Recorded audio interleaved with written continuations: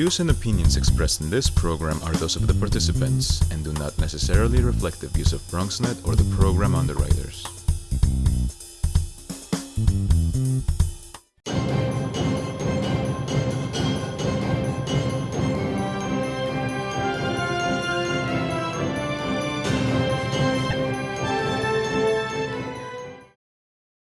Good evening, everyone. We want to get this started. And what I will do is that I will commit right now to listening to every single person who wants to be heard tonight. Okay, I'm not leaving anywhere until the last person is heard. Is that okay? Is that okay? Let me just start with my opening statement. Thank you for joining us this evening at my hearing on the proposal to build a neighborhood-based jail system in 5 boroughs, including a new jail at the site of the current tow pound in Mount Haven as part of my charter responsibility within the ULURP. I'm here today with my staff and our Bronx representative to the City Planning Commission, Orlando Marin. Where's Orlando Marin? It's over there. To both ask questions of the administration about the plan and to listen to your views on the city's proposal, which would construct a 24-story jail in Mount Haven. While today is specifically about ULURP, or the ULURP action item, there are many issues surrounding the criminal justice system that I expect will be raised at this hearing. Throughout my career, I've been a fighter for criminal justice reform from the day when Amadou Diallo was gunned down in my then Assembly District through the movement to close Rikers Island today. In Albany in recent weeks and months, we have seen action by the state legislature and Governor Cuomo to enact much-needed bail reform among other key criminal justice reforms in order to correct the unconstitutional detainment of indigent defendants. I congratulate my colleagues in Albany and the activists and advocates who led on these reforms, some of whom are here this evening as the process to close Rikers Island could not move forward without them. Now let me be clear. I believe Rikers Island must be closed. It is a stain on the soul of our city that we can no longer abide. However, that closure must be handled in the correct way. Tonight's hearing is part of the process to ensure just that. I'm here to listen. I'm not here to debate. I'm here to ask questions to the administration, and maybe if somebody says something, I may ask you a question. But I'm not here to debate. I'm here to listen. This is a contentious, and for some of you here, a lot of you here, a very personal subject. We all know, all of us, that includes me, either a friend or family member who had to deal with the criminal justice system in some way. So I know firsthand how difficult it can be to have a friend or a family member go through the system. We all here to be respectful to others' opinions. So I want you to be respectful to each other, even if you disagree with each other, please. And I mean that. So that all those who signed up to speak have a fair opportunity to share their viewpoints. I look forward to a productive hearing, and I thank all of you for your interest in this issue. Good evening. I'm James Rouse. I'm the Director of Planning and Development for the Borough President. I'm just going to go over the basics tonight of how the hearing is going to run and what people who sign up will have the opportunity to do. So if you wish to speak and have not signed up to do so, there are speaker slips at the white tables outside. Our staff are there to help sign you up. No one will be allowed to speak if they did not sign up, so please do, if you want to speak, you will be given the opportunity to speak in the order you sign up. Each speaker is going to have 2 minutes to speak. 2 minutes. We're anticipating a lot of speakers tonight, so 2 minutes is going to be strictly enforced, okay? It'll give an opportunity for everyone who signed up to speak to have a chance to express their views. As each speaker is talking, please remember to respect each other and remain quiet. Please don't heckle. You know, if you want to show support or show you're upset, you know, snap, do jazz hands, you know the drill. Just give people an opportunity to get through what they have to say. Gentleman over there, Sam Goodman, over there, will be hitting a bell when it's 2 minutes. That is what you will hear when your 2 minutes are up. This is an important and personal issue to everyone in this room. Be careful with your language. Please don't start cursing at people, going after people personally, and just avoid generally offensive language. We want to maintain a fair decorum and an open opportunity for everyone. We want to be able to get out of here in a timely fashion and listen to everyone. Some people have small children at home, some are elderly, disabled, and need to get home and are on strict schedules. So please, let's try to accommodate everyone, especially those folks, as best as we can. If it becomes a problem, the ladies and gentlemen in blue and white over there will be happy to bring you to the front door. So please, let's not make that happen. Let's respect everyone. It's not about not wanting to hear what you have to say. It's giving everyone the opportunity to say what they need to say. We're not going to have a problem tonight. No. This is going to be great. And if you have a couple of seconds that you go over, you know, I'll allow you to wrap it up or whatever. We'll just, you know, we just want everyone to have adequate timing. So stick to the 2 minutes, and if you have to go a little bit over, that's fine too. Okay? Okay. With that said, we have the city here with us here. You want to introduce yourselves and take us through the proposal? Sure. Good evening, and welcome. Thank you. Thank you for having us, and Borough President for hosting this important meeting. My name is Joseph Thomas, and I'm working with the Mayor's Community Affairs Unit. Dana Kaplan with the Mayor's Office of Criminal Justice. Brenda Cook from the Department of Correction. Jordan Stockdale with the Mayor's Office of Criminal Justice. Julia Curson with the Deputy Mayor for Operations. And I should say that we also have some colleagues in the room from the Department of City Planning and the Department of Design and Construction, HPD. So if there are other questions that you have that they're better suited to address, we might invite them to come up. I have a couple of questions. Great. Okay. Well, then I will go ahead and get started because I know that there's lots of people that want to speak tonight, and it's important to make sure that people have a chance to have their voices heard on this. So I will just start by saying that the purpose of this is, as you noted, to close the jails on Rikers Island. It is broader than just about closing the jails on Rikers Island. It's about a fundamental commitment to transform our city's justice system. And it's about closing the jails on Rikers Island, but also about reducing the number of people who are incarcerated on a given day in our city and on culture change in our city's jail systems. So the context of this is that the jail population has dropped 65% since its peak in May 1991, 34% since the start of the mayor's administration. And while we initially announced that we were planning for no more than 5,000 people in detention as part of our commitment to close Rikers, as a result of that legislative reform that you mentioned, the hard work of many advocates in this room and our colleagues in Albany, and bail reform, speedy trial, and discovery, we are actually now anticipating that we will have an even smaller number of people in detention. So we will be updating the plan to reflect no more than an average daily jail population of 4,000. So again, why we're closing the jails on Rikers Island?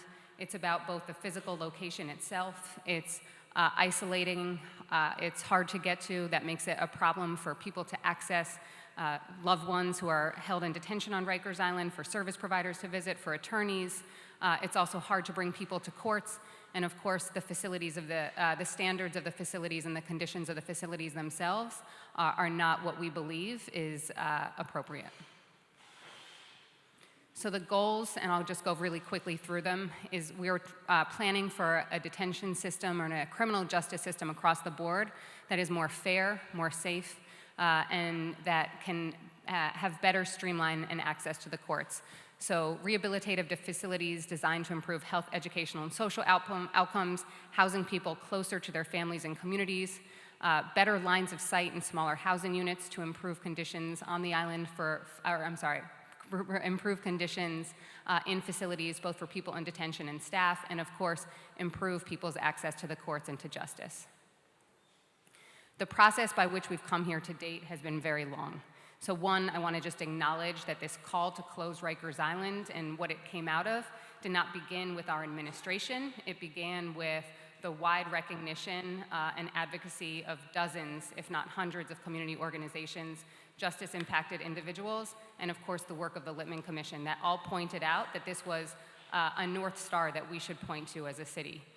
When the administration announced our commitment to close the jails on Rikers Island, we began our planning process with the development of a justice implementation task force. We have over 75 individuals that are in working groups on design, culture change, and reducing the jail population. We've done focus groups with formerly incarcerated individuals, with attorneys, with service providers, with family members to try to develop what is the appropriate program for the new facilities. We created a set of design principles that engaged the task force members and others, and we have 4 neighborhood advisory committees in each of the proposed boroughs that are making recommendations or made recommendations to the city on a number of key issues. So the program itself.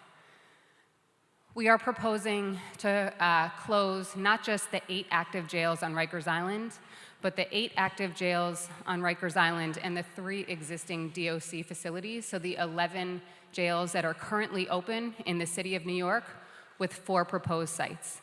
So we are moving from a detention system that right now has the capacity of over 11,000 beds to a detention system that will have the capacity to house 4,000 individuals. So the 4 proposed sites are Manhattan, Brooklyn, Queens, and the Bronx. Of course, tonight we're talking about the Bronx location. I should note that when I say that we're committed to closing those 8 jails on Rikers Island, we're also committed to close the barge as well, because we don't believe that the barge is part of our justice reform vision. And just essentially, what is going to be different about these facilities and then the jails on Rikers Island, in addition to, of course, the closer location that's easier for people to get to, smaller housing units, direct access to outdoor recreation spaces for each housing unit, as well as shared recreation space for people in the facility, increased opportunities for programming so that there's more room for service providers to operate, daylight into the rooms and day room, a more welcoming and service-oriented public lobby, and comfortable visiting spaces with a children's play area so that it is not only easier for families, service providers, and attorneys to visit people in detention, but also that the experience itself is more appropriate and better. And the Bronx site itself. So our site selection criteria across the board for all of the boroughs was close to the courthouse, city-owned property, transit accessible, and a sufficient site area. In 3 of the 4 boroughs, of course, this criteria was met with existing DOC facilities. Manhattan, Brooklyn, and in Queens, an existing facility that is not in operation, but that was operating as a facility a little over 15 years ago. In the Bronx, we acknowledge that it is obviously a more complicated case and that the existing DOC facility in the Bronx is the barge. And as I said, we do not believe that the barge meets our reform goals. So we looked at dozens of sites. I know this is a conversation that our offices have had. And we believe that out of the dozens of sites that we assessed, that this one best meets that criteria. There is no perfect location. And so, we acknowledge that that this is farther from the courthouse than some of the other sites that have direct access. But because of the site area, the square footage itself, most significantly, the accessibility to subways, and then the fact that it's city-owned property, all of those together made us believe that this was the most appropriate location. But I'm happy to answer questions on that. So we are proposing to replace the current NYPD tow pound with a new detention facility that would have housing, support services, retail, and community facility space. The ULURP application has 1437 beds and a maximum height of 245 feet and 575 below-grade accessory parking spots. I mentioned that as a result of the recently passed bail reform, we will be reducing the number of beds in each facility, and so before the end of the ULURP process, we will be updating the ULURP itself to reflect a capacity of 1,150 beds and the reduced height of that program. So the ULURP actions themselves. To facilitate this proposed project, we are seeking both system-wide actions and site-specific actions. So system-wide, we are seeking a site selection for the borough-based jail system. We are also seeking a text amendment to create a borough-based jail special permit that would, a borough-based jail special permit. It also allows affordable housing on site, which we know is something that was an identified need of the community. And then looking ahead in terms of where we are in the process. So of course, we are in the process of the borough president hearings. Following this is the City Planning Commission consideration and vote, and then we anticipate a vote by the council in the fall. And at the completion of this process, that will allow us to move ahead with procurement for a design-build plan. And we anticipate that the total completion year will be 2026. Because of design-build, we believe that we can accomplish this project and close both the jails on Rikers and the barge earlier than we had originally anticipated. We're happy to take any questions. Thank you. How much would each jail cost of the four, out of all of the four? How much would this jail cost? So the total budget is $8.7 billion. I don't have the budget by facility broken down, but that's about $2 billion a site. And then just speak to me again, or speak to us again about site like the way you evaluated the different sites. Mm-hmm. As you know, since early on, I'm not about NIMBY. I'm all for closing Rikers Island. And unlike other boroughs, I actually offer, with my team, we offer different sites that you could look at. And I propose a number of alternative sites, including one right next to the courthouse, which I believe meets, the space requirements as per the ULURP. What kind of conversations did you have with New York State? Because we know that part of the property there consists of the Hall of Justice, the Family Court building, the street, but then there's also a piece of property that's owned by the state. Did you have conversations with New York State about when evaluating that site?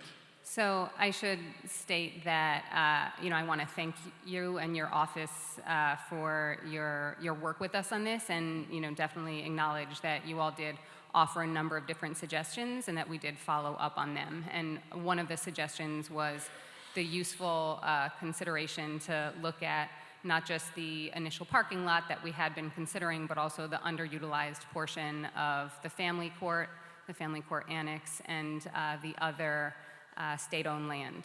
And so we did follow up and look at those three sites together. I should say that those three sites together are not a perfect site. And so... Did you speak to the state? Well, but I wanted to I think this is important context.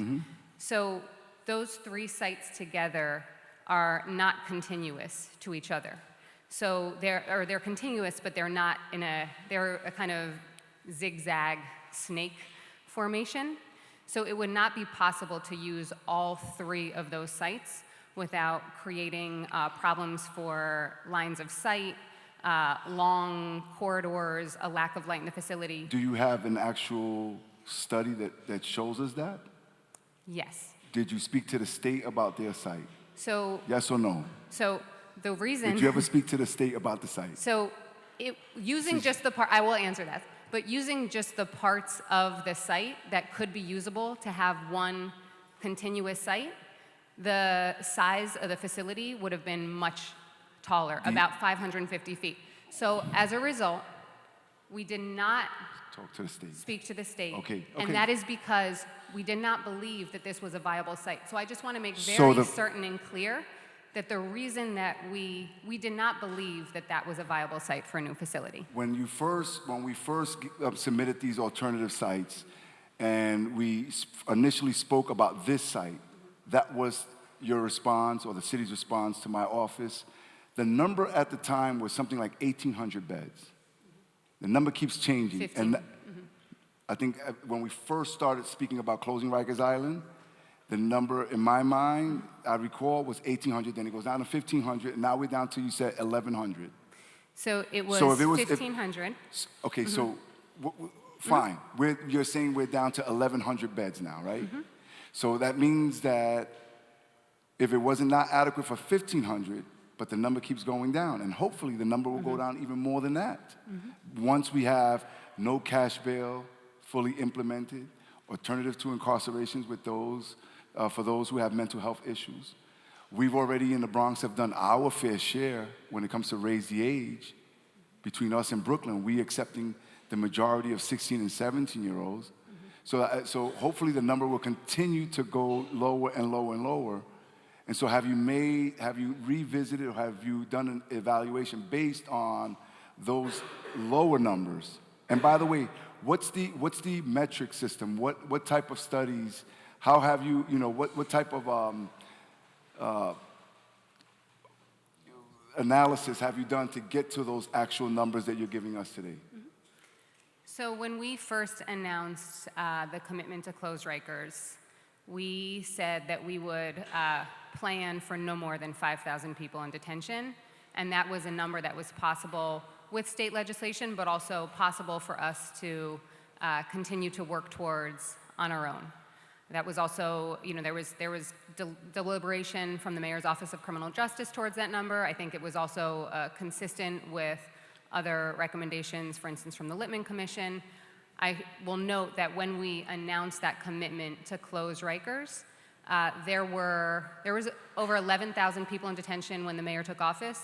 There was about 9,400 when we said that we would close the jails and Rikers. So we are planning for a system that is far smaller than what we had at that point and far smaller than what we have today. When we initially were proposing to plan for a system of no more than 5,000 people in detention, we were initially proposing 1,500 beds at each site. That's about an inefficiency rate of 20%. As we began this process, we have been doing a lot of community feedback, or community engagement, and trying to understand how we could improve the plan. So one of the things that we heard was that people wanted us to address the height of the facilities, of course, but also that we should look towards whether we could operate at an even more efficient way, which is why we first made the modification to say, although we still believed that it was possible to house no more than 5,000 people in detention, we would reduce that to an inefficiency rate of 15%. So that was the first reduction that we made. The bail reform legislation was something that was a great benefit to this effort, of course, and that is why we now believe that we can do this without having more than 4,000 people in detention. I'll say it still requires action from the state. We still need parole reform and some other reforms for this to be possible, but we believe that this is possible.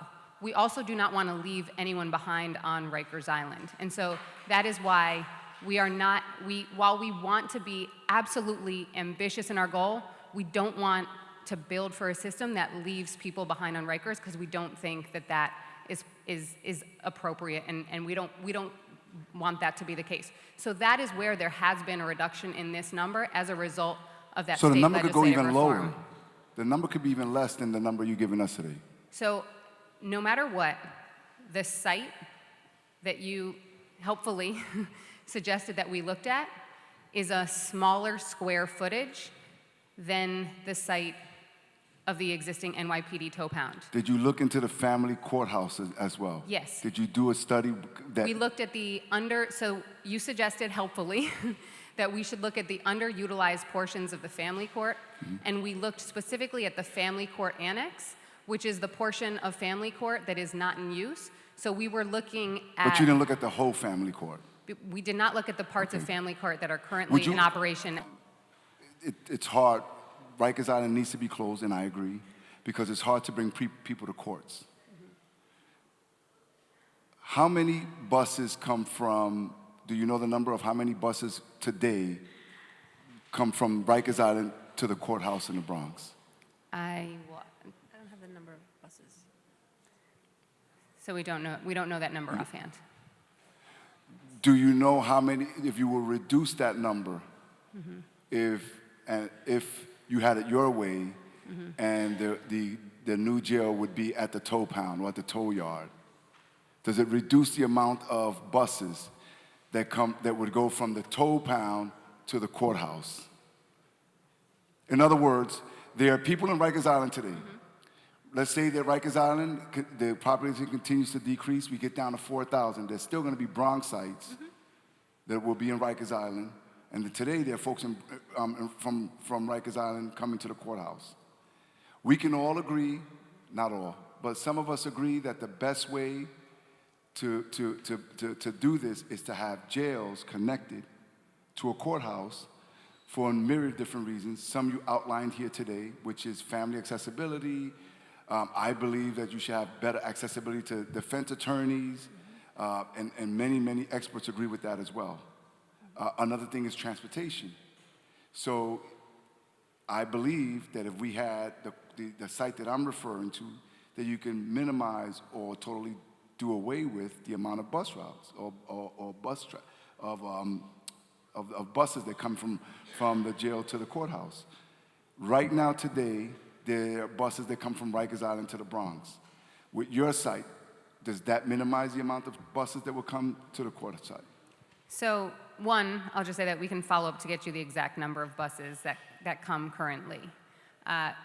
With fewer people in detention, there will be fewer people from across the board that have to be brought to the courthouse. So I would anticipate that there will be fewer people that have to take fewer buses. However, we will follow up to get you that exact number. Would you agree that it would still be difficult or not as easy as other boroughs for defense attorneys to get to their clients?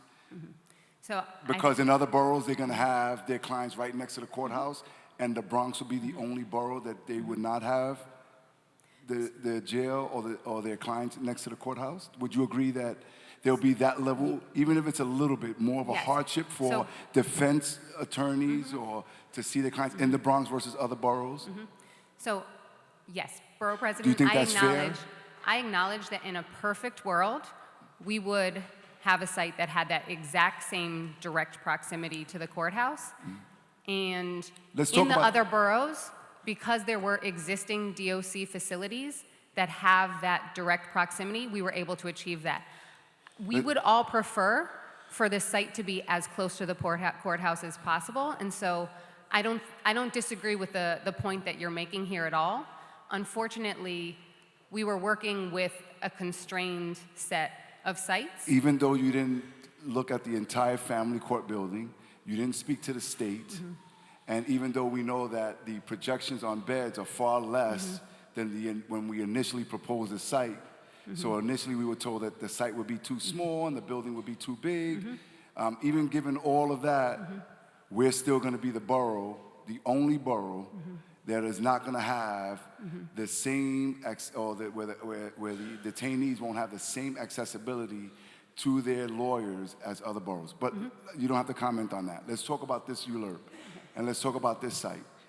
I've said time and time again publicly that not a single person who made the decision for the tow pound lives in the Bronx. Am I wrong? And if so, tell me who in the Bronx, who lives in the Bronx, was sitting there when they made this decision.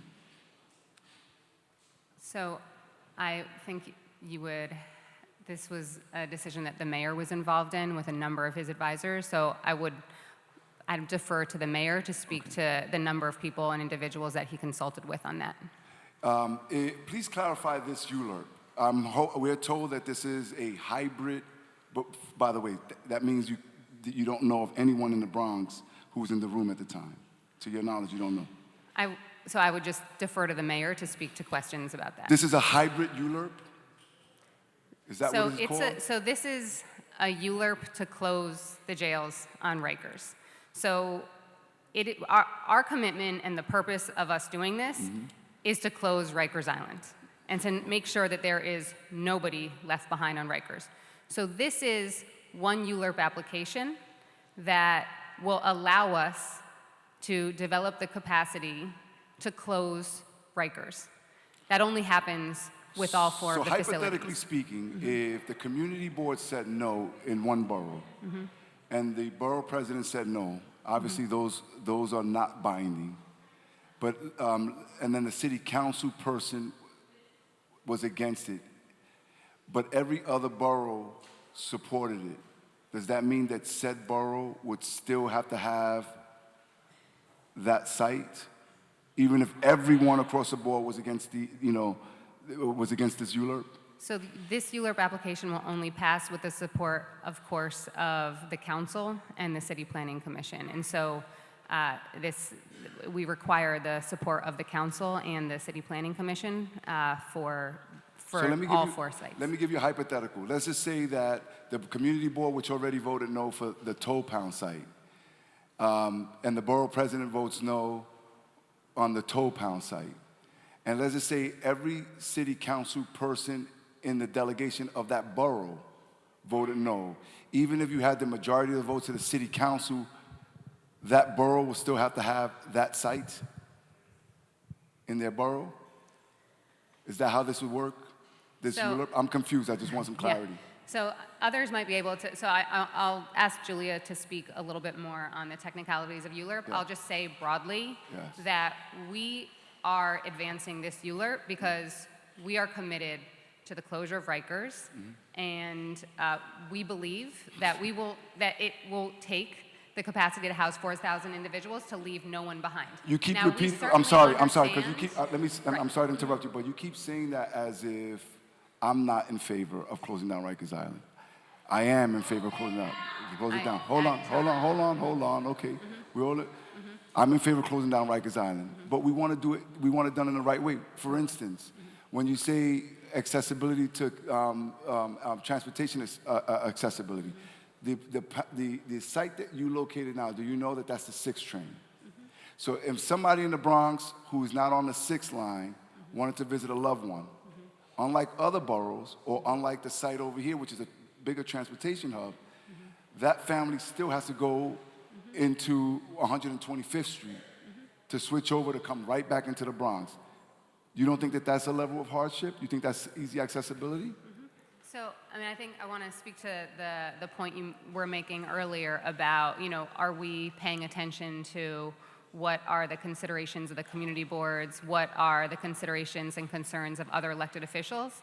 And I want to make clear that while we have the same goal as you to close Rikers, the same goal of many people in this room, the same goal that is a citywide moral imperative and one that we believe will outlast this administration and that I think we're all privileged to work towards.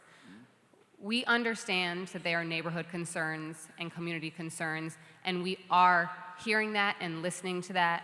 And while we do remain focused on how we can move forward a plan that allows us to close Rikers, we are not ignoring or dismissive of what those neighborhood and community concerns are.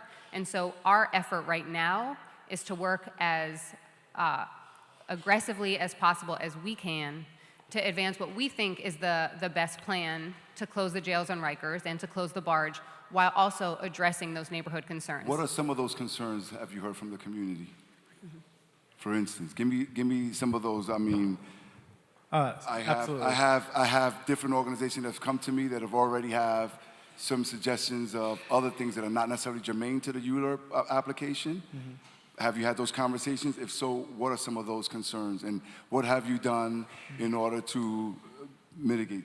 So some of the things that we have done is we, as Dana spoke earlier in her presentation, we put together a neighborhood advisory committee. Neighborhood advisory committee had representatives from the local NYCHA houses, from the area, from the community board, from justice-involved organizations. And through those meetings that we had over the months, we talked about some of the issues that were in the community. Those range from transportation, they range from food insecurity, they range from issues such as building a youth hub within the area, sort of support services that could be putting it on, that should be coming. Have you already agreed to some of these things? So as we were putting together these neighborhood advisory committees, what we wanted to do was put together a guidelines and principles document.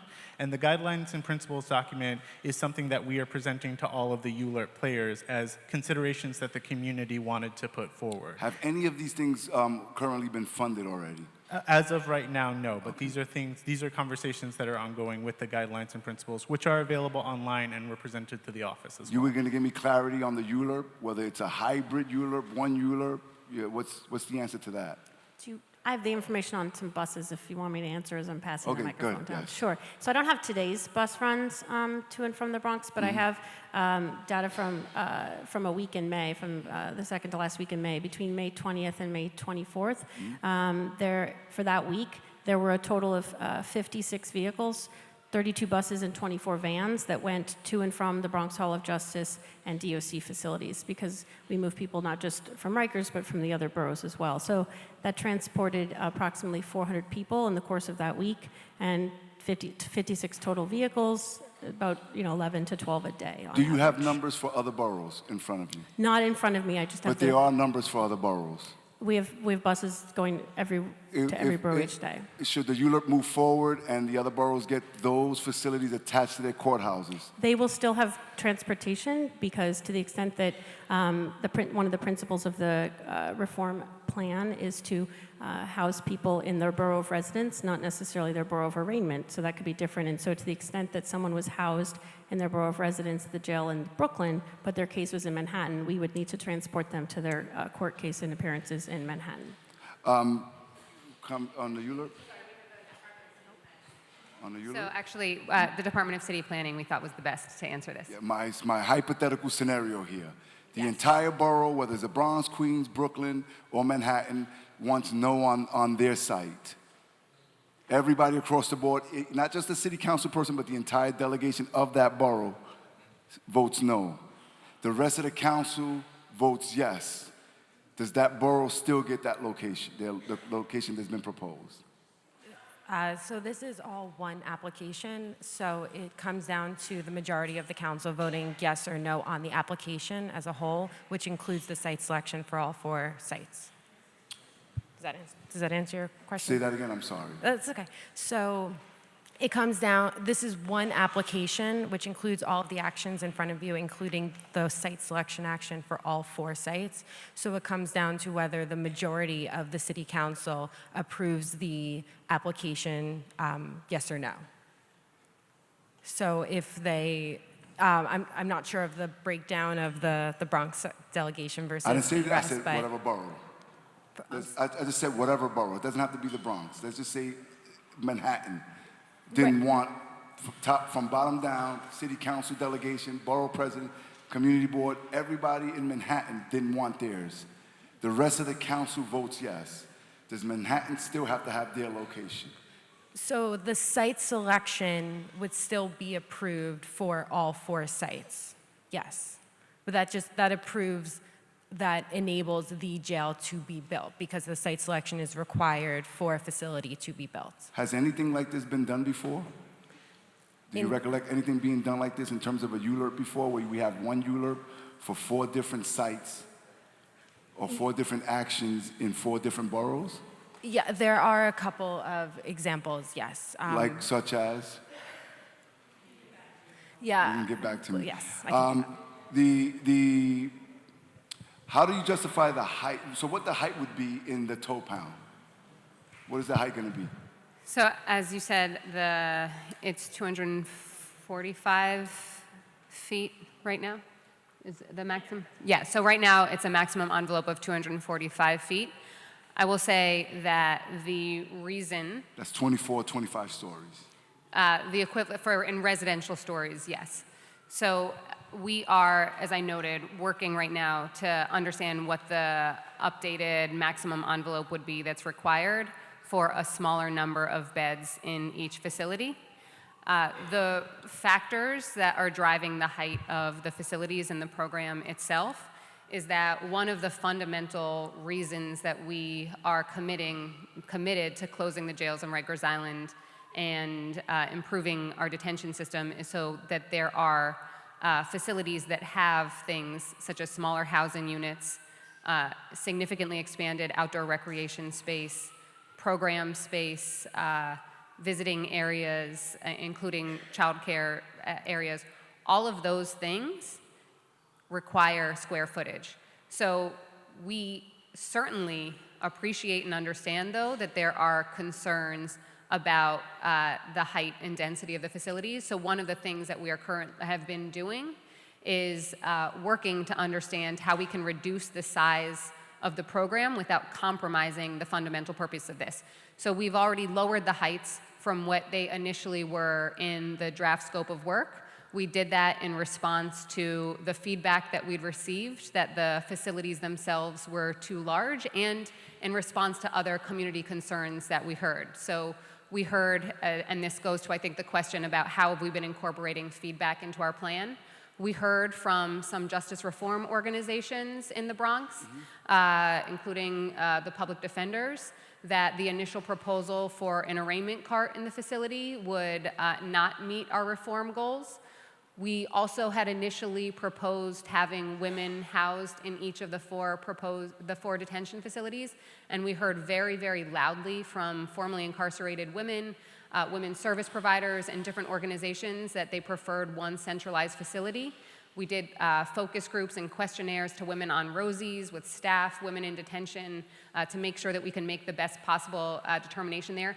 And we heard a request to try to see if we could operate this space more efficiently.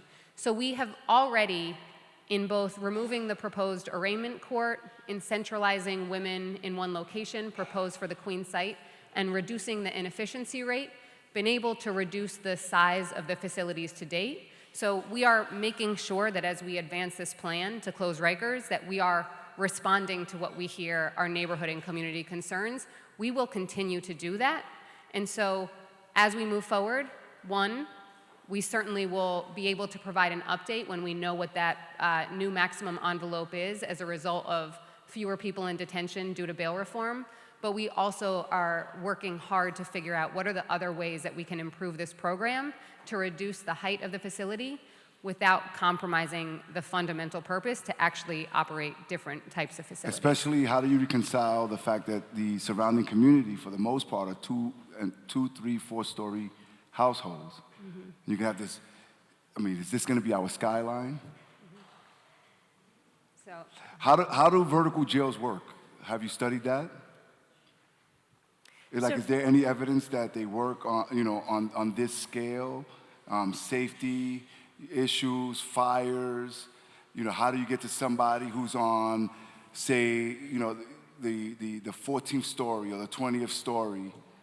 Sure. So the department operates vertical jails presently. Brooklyn House of Detention is 10 jail stories, which is 20 residential stories, and Manhattan House of Detention is 9 jail stories or 18 residential stories. And the department is currently engaged in site visits to other vertical jails and modern jail facilities around the country to engage in the manner in which operations in those modern facilities and the functional design, including both the vertical, the height. But with respect to your question about safety and movement, and so the department has presently in all of our facilities, but certainly the vertical facilities, has a comprehensive fire safety plan that we file annually with the battalion chief in the district that covers the property location, and we prepare that fire safety plan in connection with both the FDNY and our state oversight, the State Commission on Correction, in accordance with all applicable rules and regulations.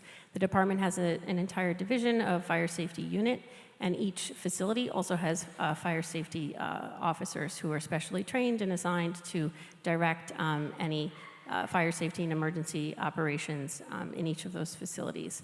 In accordance with the fire safety plan, it has a number of enumerated types of scenarios and events, and the evacuation and movement plan in the event that those, from relatively minor to the more significant,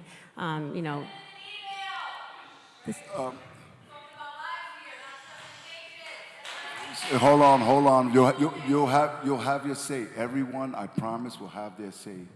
Take your notes down, and you can rebuttal whatever somebody else is saying when it's your time. What are the sites? How tall will these sites be in other boroughs? The Queens height is right now it's 240, 270, 245 in the Bronx, 270 in Queens. Roughly 27 stories. Roughly 310. I don't have the number off the top of my head. So Has it been consolidated? The Citywide Parole program, would it be consolidated there? So right now, there is a parole court on Rikers Island. So when we close Rikers, we will also have to, obviously, we won't be operating parole court on Rikers as well. So when we had initially anticipated some square footage for court facilities in the Bronx location, we had also included about 10,000 square feet for a parole court. We're working right now to identify whether those court services or parole court hearings could be housed in different locations, presumably in courthouses themselves. So that's something that we are working on right now, and that would allow us to remove... borough-based Yes. parole courts? Yes, but... Not that we're going to get everything from the rest of the city? Correct. We're working, but of course, we have to work with OCA on this. So this is something that we're working on right now. We have definitely heard feedback that, again, from justice advocates, that it's more appropriate not to have any court services within the facility itself, and so we're working to accommodate that. I'm done with my question. James? I have a question as it relates to the size of the facility. When the borough president, when we had a discussion early on and we talked about the courthouse site, the response was that in order to accommodate that it would be 250 feet tall at the courthouse site, and who would want that? While proposing at the Toe Pound site, it's pretty much the same height. When we do the figures based on per detainee, it comes out to around 900 to 1,000 square feet per person, per detainee. Please. Come on, hold on. Stop. As the borough president said. Not here. We will. Okay, relax. We're going to let everybody speak. I promise you. Go ahead. So, with approximately 1,000 square feet, when we've researched other jails that have been built in the last decade that have worked efficiently Hold on. Officer, let us stay. I want to hear from her, but hold on.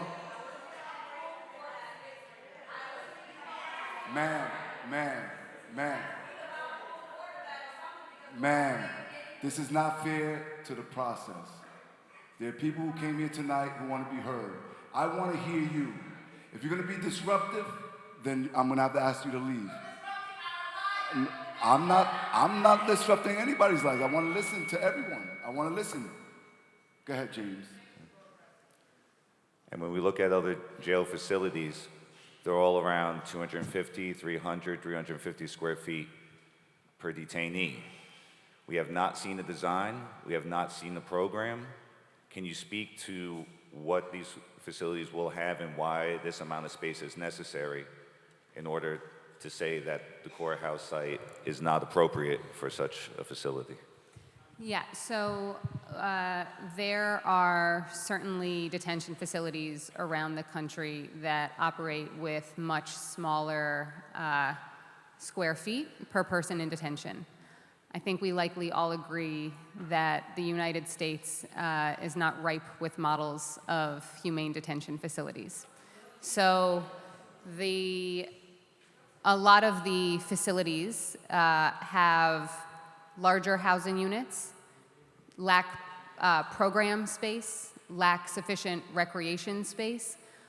Part of the size of this program is when we first began, we had a rough approximation of what the program would accommodate. We then spent several months, both, of course, doing a master plan process on it and working with the agencies, not just DOC, but the Department of Education and Correctional Health Services to understand what would be required in terms of having educational space, therapeutic space. We did focus groups and engagement with visitors, service providers, people who currently staff the facilities, educational providers, people who are formerly incarcerated, to understand what are the things that would actually make this a different type of facility. And so that is part of the challenge, is that all of those components of programming space, outdoor recreation space, and smaller housing unit sizes with individual rooms for each person is part of what's driving the size of the program. So that is why right now we do have a larger amount of square footage than what is typical at many detention facilities across the country. Now, that being said, we do not dismiss what are the neighborhood and community concerns around the height and neighborhood integration of these facilities. And so we are working very intensely to figure out how we can continue to reduce that square footage without compromising all of those things that we've heard from the people who ultimately will be staffing or coming into contact with these facilities that are so important. I have one last question, and then we go to the community. Where would the tow pound go?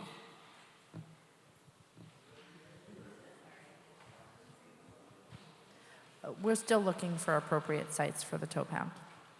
We have to relocate it before construction So that's begins. not part of this ULURP? You haven't examined what that would mean to another community? An additional environmental review would have to be conducted to relocate that tow pound.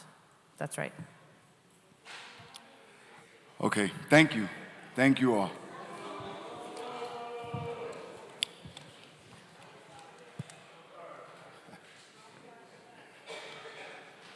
We have Ms. Reverend Wendy Calderon Payne.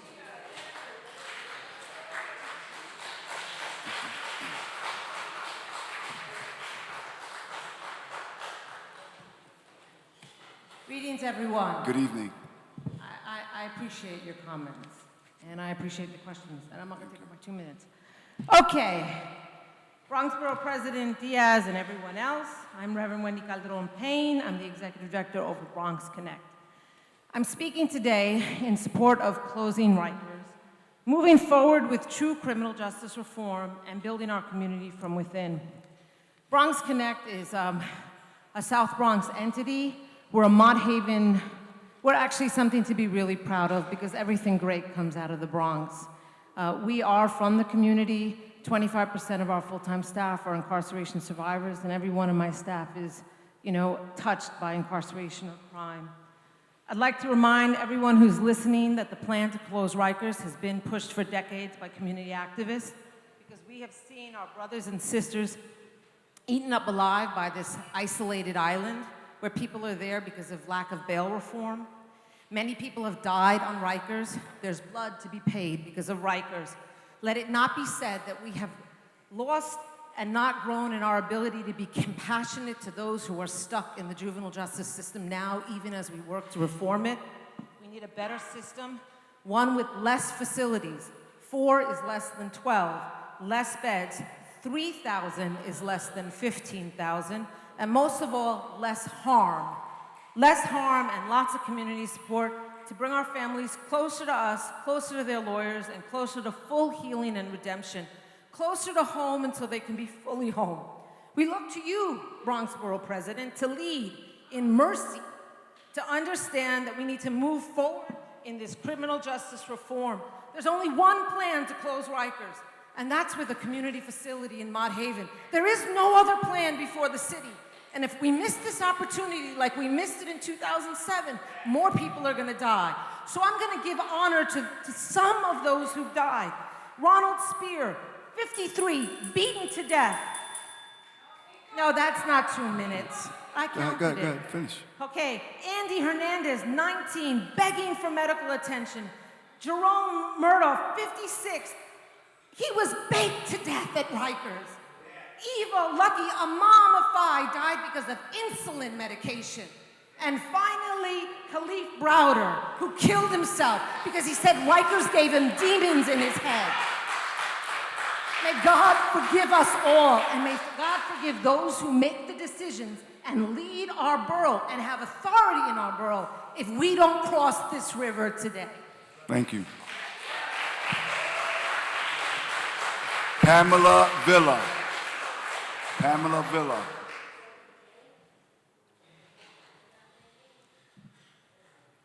Hello, Bronx Borough President. My name is Pamela Villa. I have been a community organizer, and I have taught classes to South Bronx students. I am now the Director of Development for Bronx Connect. Now, I can only speak from my experience. I'm not here to tell anyone what to stand for or against, but I hope that my experience can shed some light on the issue at hand. I live next door to a correctional facility. I also work next door to another correctional facility. To be honest, I barely even notice they're there.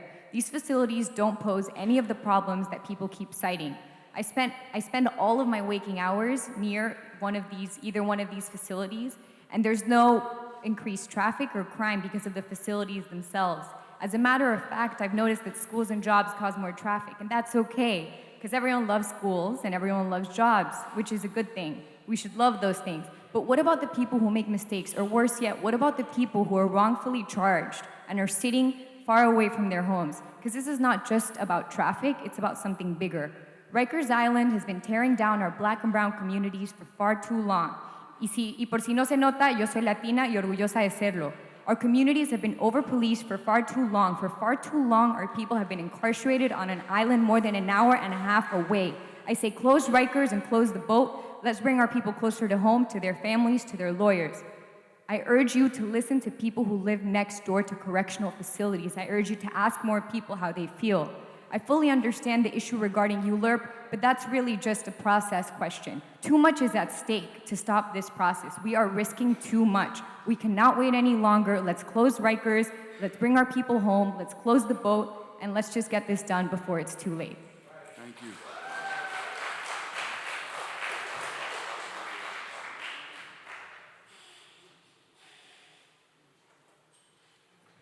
Ms. Villa and Reverend Calderon, do you have testimony you want to submit? Sure. And just a little housekeeping here. I have testimony that was brought to me a couple of days ago of folks who couldn't make it here tonight, so I'm submitting them as well into the record. The next person is Peggy Herrera.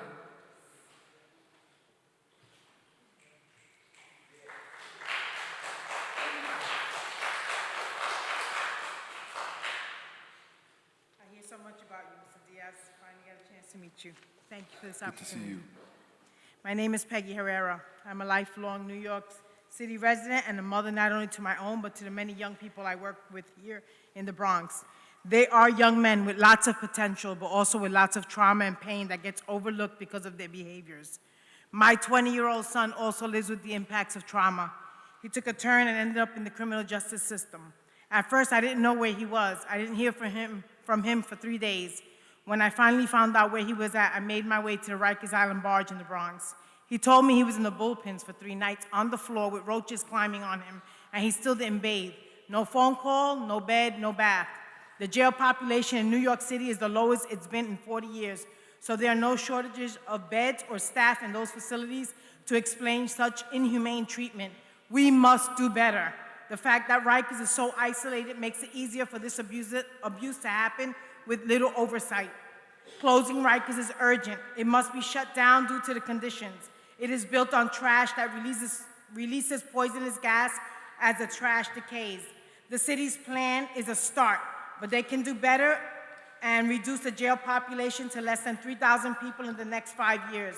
They can do that by diverting people with serious mental health needs to treatment, decriminalizing the most common low-level offenses, the types of things that my son is hassled for as a young man of color, but others are not, and investing more in alternatives too. The type of programs focused on a therapeutic approach that would really benefit my son, rather than exposing him to the trauma of the boat and Rikers. All of that would make the facility here in the Bronx smaller, as well as the ones in the other boroughs. And these new facilities must be operated differently. People must be treated as people. I support the plan to build 4 smaller borough-based facilities, including this one here in the Bronx, but with the conditions I just stated. The city should be planning for a jail population of less than 3,000 people in the next few years, and must detail plans to limit the role and power of the Department of Corrections, so that these facilities can actually support rehabilitation. Please help us to win improvements to this plan, but do not delay or squander this chance to close the United States' last penal colony and the floating jail here in the Bronx, where people are suffering right now. Thank you. Forgive me if I mispronounce your name. Akira Stanley?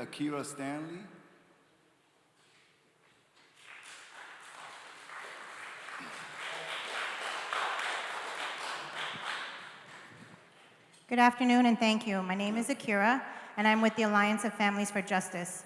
My husband is serving a 25 to life sentence with currently 15 years in for a crime he did not commit. He maintains his innocence. I was in my first month of pregnancy when he was arrested and he could not afford bail. Our daughter was 2.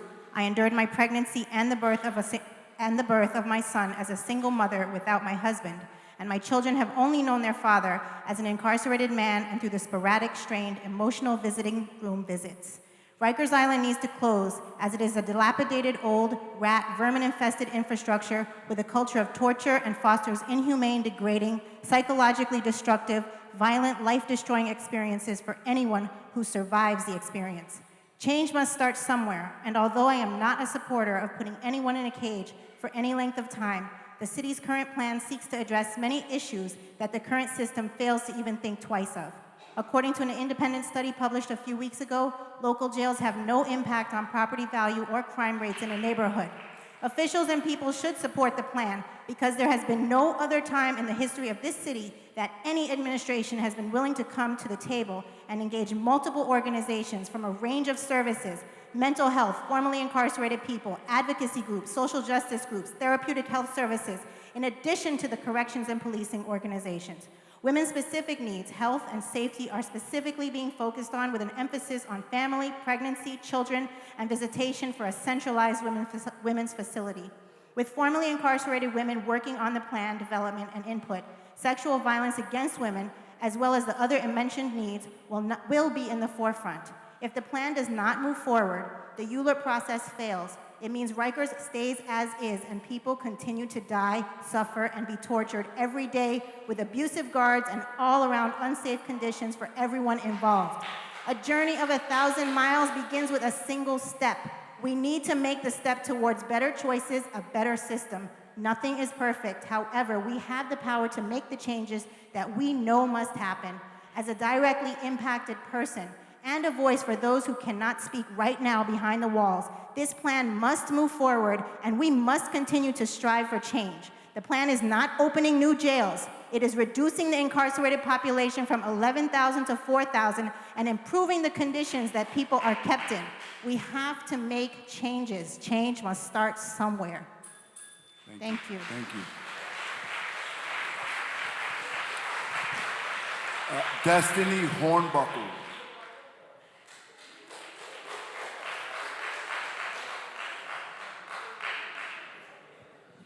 Good evening. Thank you all for being here. My name is Destiny, and I'm a campaign leader on the Close Rikers campaign. So I just want to say we have a choice right now. We can put all of our hard work to waste and remain at a standstill, or we can go down in history for bringing great change to New York City, leading the way for others. Rikers Island is a hellhole. It's a place where people are in constant fear, where mental health issues are growing, where human beings are being tortured and being treated like subhumans. We need to get our neighbors, our loved ones, and our fellow New Yorkers off of that penal colony. But right now, we have a say in this, so let's use it. As a Bronx resident, I ask that you support the borough-based facilities to close Rikers, but with conditions. Instead of following the narrative, let's help to create our own. Close Rikers and open up the borough-based facilities that are not run by the DOC and that are run using restorative justice practices. The jail population is shrinking already because of the organizing of directly impacted people, and we can expect to see thousands of more people freed in the coming years. The city believes that we can shrink the jail population to no more than 4,000, but with the changes that the Close Rikers campaign has demanded, all of which can be achieved in the next few years, we can do better and shrink the population to less than 3,000. Thus, we will reduce the number of incarcerated folks in New York City and help those who remain incarcerated. Let's make the city commit to investing in our communities with the money that this plan has the potential to save. Supporting this proposed plan as is not enough because there are flaws. And opposing the plan also won't cut it because Rikers will remain open and our people will remain on the island. Vote to support the plan with conditions so that we can write the story for our own neighborhoods. I know so many ways that we can use that money saved from closing Rikers to create a better Bronx, to help one another gain opportunity and growth. Our stories have always been written by others. It's time we write it ourselves. Thank you. Darren Mack. Darren Mack.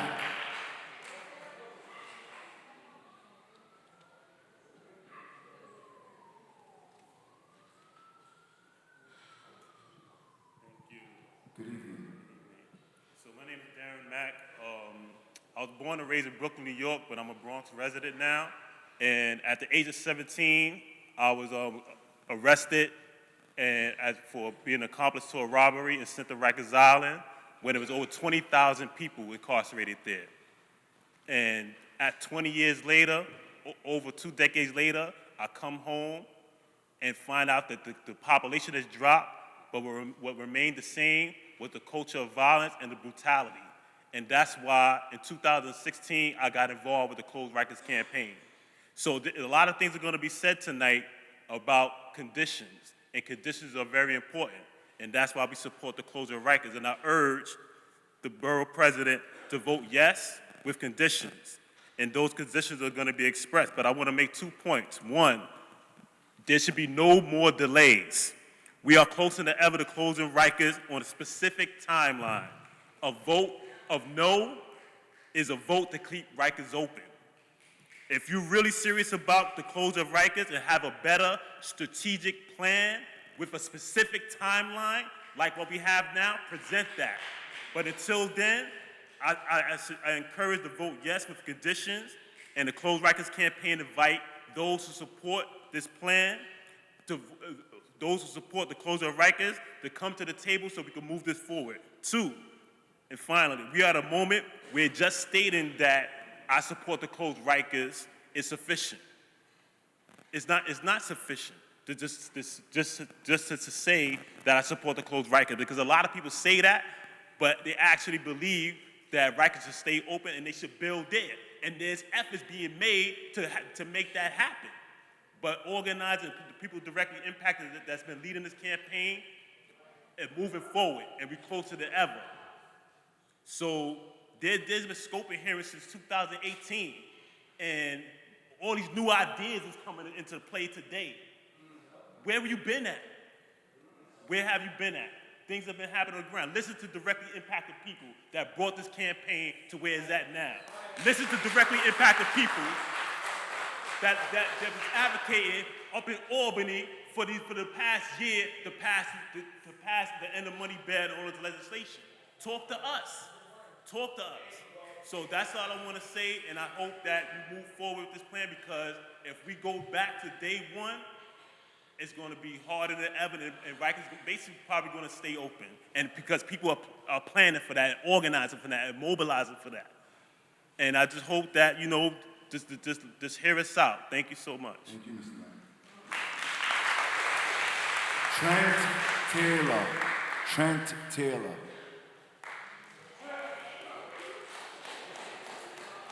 good evening. Good evening. I'm writing to you as a proud Bronx resident.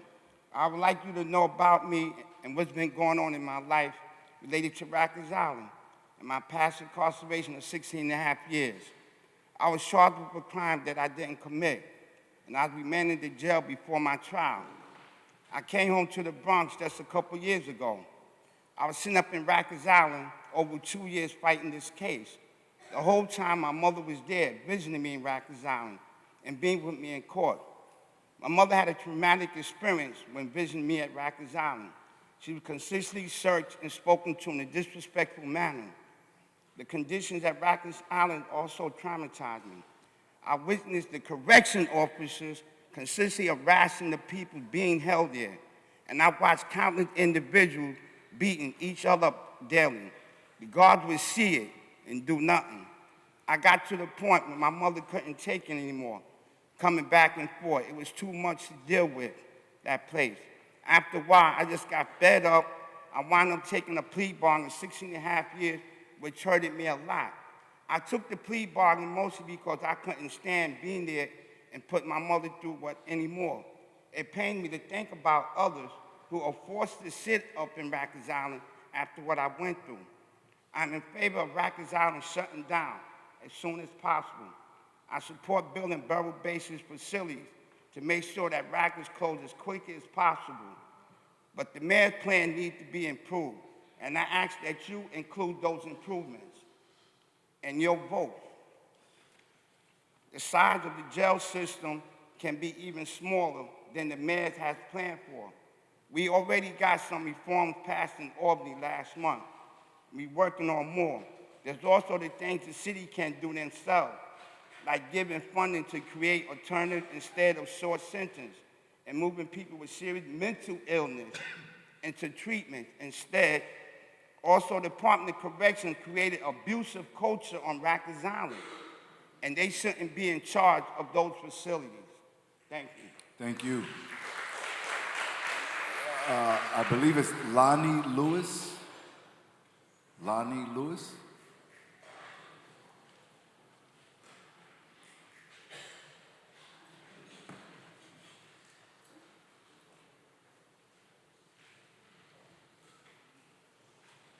Good evening, everybody. Good evening. Okay, my name is Lonnie Lewis. I'm here as a representative of the Alliance of Families for Justice. When it comes to Rikers Island, my story is my brother was locked up on Rikers Island. I'm from Long Island. My brother was locked up on Rikers Island, sent back to Long Island. In the process, I had to go to Rikers Island to see my brother. I did not understand what it was like to get to Rikers Island, being that I was from Long Island at the time. I didn't understand it. So the process of getting to Rikers Island was long and hard in itself. Then when I got to Rikers Island, to get onto the island and to go through the gates and to go through that process, it's dehumanizing, right? So that's the very first thing that I want to address is that process needs to be addressed. Why should Rikers Island close, right? Because you're going to hear a lot of people talk to you about that. Rikers needs to be closed because it's not providing the services, the rehabilitation services that people need. One of the biggest things that I'm an advocate for are mental health services. And as we know, with Khalif Browder, we know that the mental health services are not being provided. And a lot of the other services that should be provided on Rikers Island are not happening. Why should people support the plan, right? Because there's a lot of people saying that Rikers Island doesn't need to close or we need to close Rikers Island and not open up new facilities. Here's the deal. I'm not for prisons either. I'm vehemently against prisons and jails in general. I hate it. I think they need to be closed and abolished. But here's the deal. We need to start somewhere. And Rikers Island is going to be the first place that we start. We need to get this thing closed, get people closer to home. And before we all go too crazy, I want to say one last thing. Having these facilities closer to in the boroughs, closer to people's families, so people have access to their families, and people are not missing a whole day of work, or kids are not missing school to go see a parent. I think that in itself is enough value for us to close Rikers Island and bring these facilities closer to the boroughs. My name is Lonnie Lewis. I'm here as a representative of the Alliance of Families for Justice. Thank you for your time. Thank you, Mr. Lewis.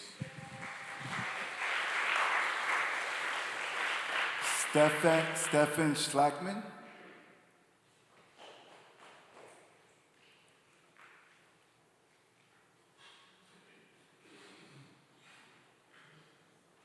Stefan? Yeah, Stefan Schlackman. Good afternoon. Good afternoon. My name is Stefan Schlackman, and I was formerly incarcerated in Rikers Island, 1111 Hazen Street, Mod 2 Lower. My first night of incarceration there, I experienced rats running across the radiator constantly. So I asked the correctional officer to please turn on the lights so that way I could see the rats and see what's going on. Due to the lights being on at night, I had to put a towel over my head so that way I could go to sleep. So I came up with a plan real quick, RIE, Rikers Island Exterminator. I got my commissary bag, I placed some peanut butter in the back of the bag, put a hole in the front, and as the rats scurried around in the bag, I took that bag, placed it on the toilet bowl, and flushed it down the toilet. I must have exterminated approximately, I would say, 250 rats around there. In addition to that, that's why Rikers Island should be closed down. Now, my mom used to come and visit me, and it used to take her approximately 4 hours to get in. And if case one thing took place in Rikers Island and the housing unit was closed down, they would shut down the whole facility and no visits would take place. So the duration of her coming in, and she have never committed a crime unless maybe a speeding ticket or something like that, and they had to search her, go through her brassiere and her bra and stuff like that, and she's a church-going woman in her late ages right now. And so that's another reason why Rikers Island should be closed down. If this situation is not dealt with and it's presents itself on the table right now, this is a time that we all need to come together and close Rikers Island. Thank you so much. Thank Stefan you. Schlackman. Thank you. Harvey Murphy.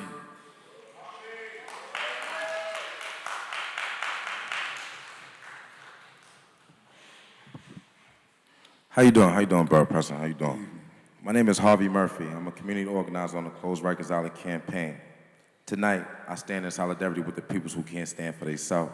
Tonight, I speak up. I am directly impacted. I've been on Rikers Island. I landed on Rikers Island at the age of 16 years old. My first day on Rikers Island, I couldn't understand why they was cleaning blood off the ceiling. I asked the CEO, I said, why are they cleaning blood off the ceiling? He said, don't worry about it, this is my house. I said, okay. I said, wow, it looked like it's gonna be a rough ride. I sat there, I got to my house, I was an adolescent. I got to my house, I realized that the CO had passed off something. It was a box of razors, New York razors. I understand the next guy that came in got his face ripped open. I watched his face open up like a zipper. I sat in my cell, I said, yo, this just can't be right. I said in my cell, I used to sit in my cell, we always used to laugh. We used to sing this song, We Shall Overcome. It was funny to us because we used to be singing this song on a regular day basis, We Shall Overcome. That was 20 years ago, I was 16, I'm 35 years old. I'm still fighting on the closure of Rikers Island. Do I stand with the borough-based facilities? Yes, I do. Do we need better conditions in these new facilities? Yes, we do. How can you build, how can you close Rikers Island in this day and age, in this world? And I'm an abolition, I fight for my peoples. How do you close Rikers Island and not build another facility for people that's committing crime? Understand, our crime rate is going down, which is beautiful. I understand that as a child coming up, I knew I had to fight, and I had to fight for my peoples. People are still dying today, 20 years later, from Rikers Island. It's a shame that I'm sitting up here talking about Rikers Island, and I sit back there and I hear these people's stories, and it's actually triggering me. It's actually stressing me out because I understand the torment that Rikers Island holds. Listen, I ask everybody here to vote yes with conditions. We have to close Rikers Island at a timely fashion today. Again, I thank everybody that's coming. I thank the Borough President just for having us. I appreciate you for listening to us, man. I just thank you, man. I'm still fighting, and I'm here. Appreciate you for sharing. Thank you. Carmen Pinheiro.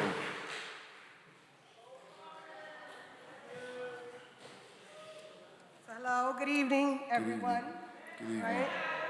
So I reach out to you as a Bronx native and resident, as well as an indirectly impacted individual, right? So I'm not wearing my job hat right now, and I look to everyone as I say that.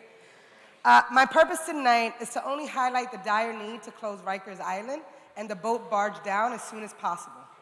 The Bronx is unique in so many ways, and we absolutely deserve transparency and real commitments to our communities that have suffered the most out of all the boroughs. Ultimately, we must recognize the need and the call for more humane conditions and absolutely improve the conditions of those who are currently incarcerated as well as those who will unfortunately be incarcerated. All community concerns are valid and reasonable and must be addressed, and this expedited ULERP process is the bureaucratic process response as the path to close Rikers that has advisory determinations that need recommendations, right? So we need recommendations and conditions. I ask, what needs to happen right now? And what can you, as the borough president, do right now to create changes without stopping the timeline for actual closure? What needs to change without question is the culture of violence within the facilities and the lack of appropriate resources to ensure that every person is recognized as a human being rather than a body or a number. The effects of incarceration are not only felt by those who are impacted directly by the criminal justice system, but it's also felt by every person and every family in those communities.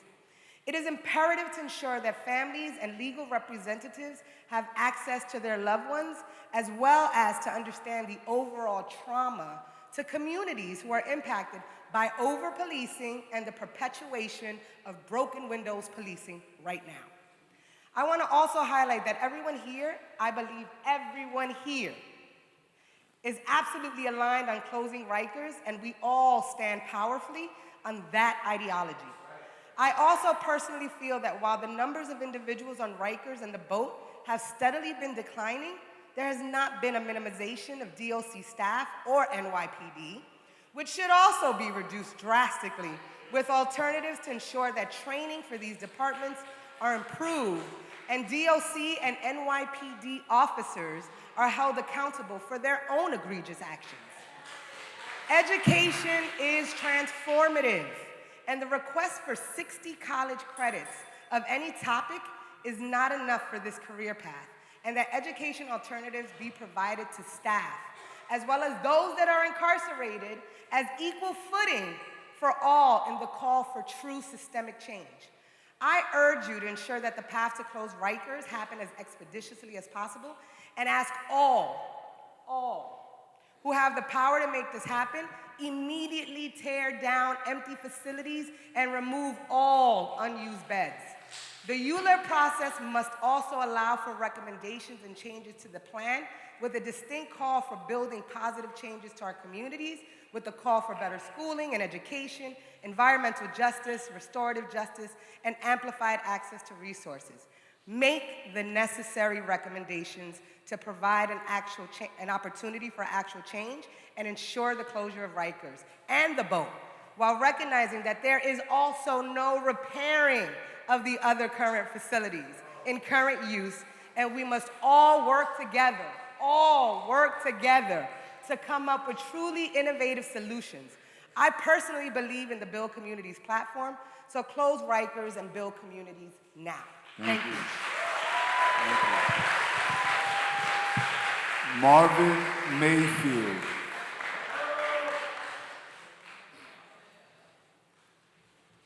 Thank you, Borough President. Thank you. Good evening. Good evening. I had my prepared testimony. But as I listen to everyone, I don't want to become redundant. It seems like we are all mostly in agreement that we should shut down Rikers Island. But I just want you to imagine, if you will, as I walked over here today, I'm walking down Grand Concourse, and I felt the humidity and I felt the heat as I walked across here. And I'm reminded of what I went through on Rikers Island. And I'm reminded of what people are going through on Rikers Island as we speak.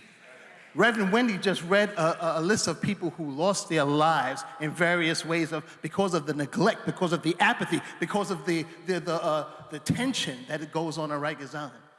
I remember being in a cell that was so hot that the walls sweat. There was no air. I had to lay on the floor, naked. to suck a little bit of air underneath a slit on the floor just to breathe. And from what I hear now is that this is not ancient history. People are still losing their lives on Rikers Island. How many more have to die before we shut it down and have justice for our people? Justice delayed is justice denied.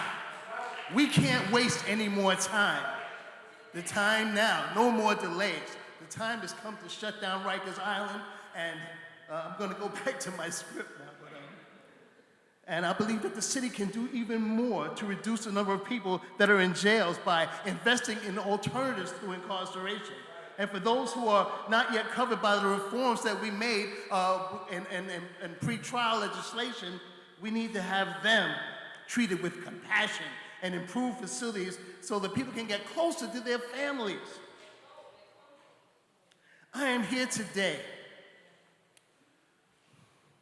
as a veteran who served my country, as a person who was also directly impacted and experienced the horrors of that modern-day slave ship on the Hudson.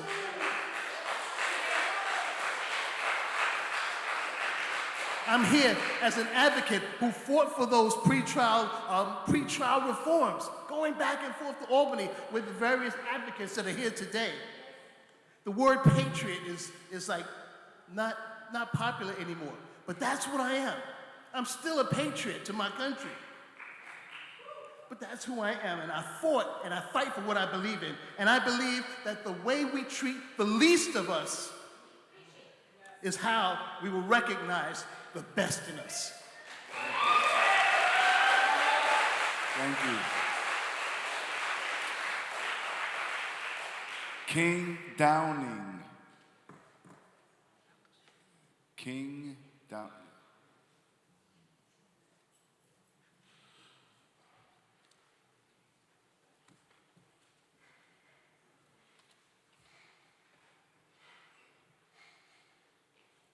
I hope I'll be given extra time to raise this microphone. And I'll lower it afterwards. Good evening. Good evening. So thank you for holding the hearing. My name is King Downing. I'm a lawyer. I've been to Rikers Island. I've been there on behalf of people from my community, El Barrio, Spanish Harlem. I've also been here on behalf of my students when I was a GED teacher, and they came from every borough. I saw the inhumanity of what happened to people who were there, and I went through the inhumanity myself, going through the process where I was treated like I was guilty. What I mainly want to say first is I am an abolitionist. I believe that the prison system, as it's currently constructed, needs to be taken down, flattened all the way to the ground, completely changed. My mentor for this is Dr. Angela Davis, who has been saying this for 40 years at least, and now it's coming true. All chickens coming home to roost. Now, there are three groups that have been involved in this process. The first one has been the reformers, we will say. Those folks are the ones that are saying that this new facility will solve all the problems. It will not solve the problems, but I'm willing to sit down with those folks and say yes, but also to tell them about abolition and how this is the beginning of the end. The second group of people are the NIMBY people. They're saying that this can't be in their backyard because of the problems that it's causing the community.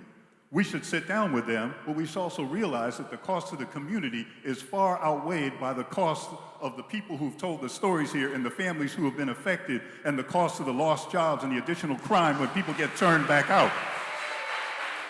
That cost is probably 3 times $8.7 billion. So we have to take that into account when we think about the cost to the Bronx neighborhood, but we will work with those folks. The last group of people are my people. Those are the abolitionists. And there are two groups of abolitionists. There's one group of abolitionists who are calling for support of this plan because this is the first step towards abolition. There's another group of abolitionists who have no plan. And I will say to those abolitionists, if you have a plan that's better than this one, I will get with you and I will step away from this plan, but you have to show me a plan first. So finally, I want to go back to what Angela Davis said. Angela Davis said that we constantly remind ourselves that we are abolitionists so that we don't settle for reform. She didn't say we don't fight for reform. She didn't say we don't win reforms. She said we don't settle for reforms. So we push for reforms to make things happen, and this is a reform we're going to fight for with conditions. And we're calling on everybody to remember the people who told those stories and join us to make this plan better, but vote yes and make the changes. Thank you.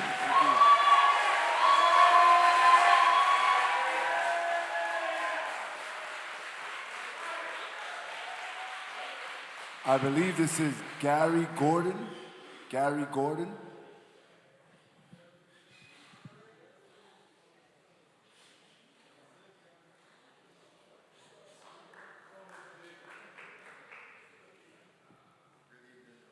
Good evening.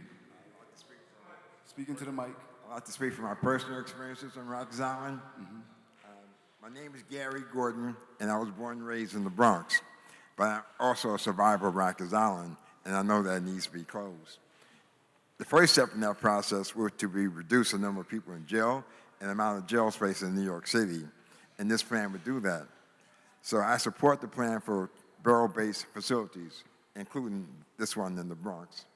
Sadly, the isolation of Rikers Island breaks your spirit as it was designed to do. Although there are many others, when you go to court, they wake you up at 5 in the morning for the journey there. And sometimes you don't get back until 9 at night, the whole day getting maybe just a bologna sandwich or two. And that in itself is defeating. If you're lucky, you may be seen early, but then you still have to wait until the end of the day in the pens just to go back. Sometimes you wouldn't be seen to the end of the day, and you'd be so drained by the time you stood in front of the judge. I spent 2 years doing that, and unlike most people, I actually went to trial. Although they tried to use the abuse and isolation of Rikers to get me to cop out to a plea deal, as I saw many people do. Being there makes it very hard for attorneys to interact with their clients. But that's just an example of what I went through. But it was even worse from what my parents went through. They were already elderly when I was being held on Rikers, and it was an ordeal for them at their age. They wanted to show me love and stay connected with me, but it was difficult for them to do so because an hour visit will usually be a 5 to 6 hour process and very dehumanizing, and it discouraged people from visiting. But borough-based facilities would reduce that process and make it easier for families to stay connected, and, it wouldn't be so dispiriting. So, I urge you to vote yes on this proposal. Listen to the advice of the people who have experienced Rikers and who now speak on that proposal, how it can be improved. Thank you. Thank you. Lisa Ortega.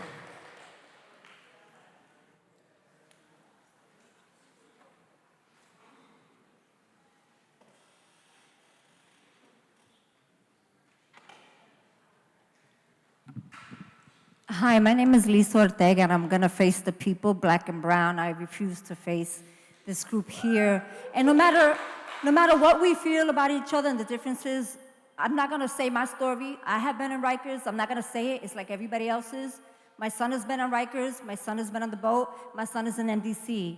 Let us keep in mind that in MDC, there was tons of people this winter outside protesting because they were freezing inside. That is not Rikers. That is a jail. For us to think that abolition means that we don't have a plan, abolition means to build through community. We do not need any more jails. If they were going to beautify, like they say they were going to beautify, they would have done it with MDC, the tombs. They would have done it already in Rikers. It would have been done. It is a trick for us to say, we say yes, but with conditions. It is okay as black and brown people to look at our history and say we are saying no. I come from a nonprofit. I worked 20 years in a nonprofit, and when I was desperate and down and felt suicidal, the only people I had were the support of the people who got paid in the nonprofits. They were good people. I ended up getting paid to work in a nonprofit, and I was a good person. Nonprofits get 1% money. Rich white people give them money. They can manipulate and brainwash us, even the best of us and the strongest of us. I want my son home. I don't want him in a facility that has childcare and better lighting and yoga. I want my son to come home. And it is possible to do that without building jails. Please rethink what they are force-feeding you, black and brown. Please do not let them trick you here. To say no is a beautiful thing. Please do not say yes with conditions, because believe me, this is already a done deal. Believe me, and it is not going to be pretty. In my heart, I don't believe that. And I wanted to face y'all because I know sometimes we go at each other, but we are one, and I have love for my people. Fuck those people behind me, and I said fuck.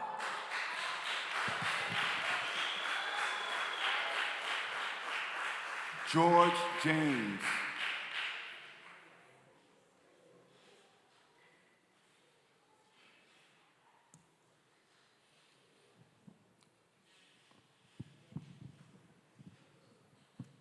My name is George James. I'm an urban planner, and I've been asked by Diego Beekman to do a technical review of the environmental impacts of the proposed jail and the process. My office prepared this document. You got a draft of it last week. I'd like to submit it into the record. It shows that the proposed jail is just completely out of scale with the low-rise neighborhood that it's been placed in. But it also shows that the photo renderings in the DEIS are wrong. They show the jail at the wrong size in the wrong location. But that's not the only problem with the DEIS. Air quality, for instance. If you look at that chapter, it shows the proposed project will improve air quality. That finding is incredulous. The finding of no neighborhood impacts on neighborhood character is also incredulous. This building, as it's described, will be the second largest building in the Bronx after Yankee Stadium. It is absolutely enormous. And the new use as well would alter neighborhood character. But I also have concern, as you did with your questioning, about 4 site-specific actions taking place in a single ULURP. My finding is that we've really never done this before. The very occasional times it's happened are with transportation-related projects. So you're doing a new ferry line and you need terminals in different boroughs, or you're doing a bike path and you cross a borough boundary. More typically, you go through ULURP for every site-specific action. So, for instance, like with the water tunnel, they went through ULURP like 12 times for each shaft that went down. And for the borough-based sanitation system, every single land use action that happened there went through ULURP by itself. The application, it's rushed, it's flawed, and the action it describes seems to be ever-changing. We learned new things today. Regardless of your position or opinion regarding the borough-based jails, the application has real problems, and I urge you to consider that when you make your decision. Thank you.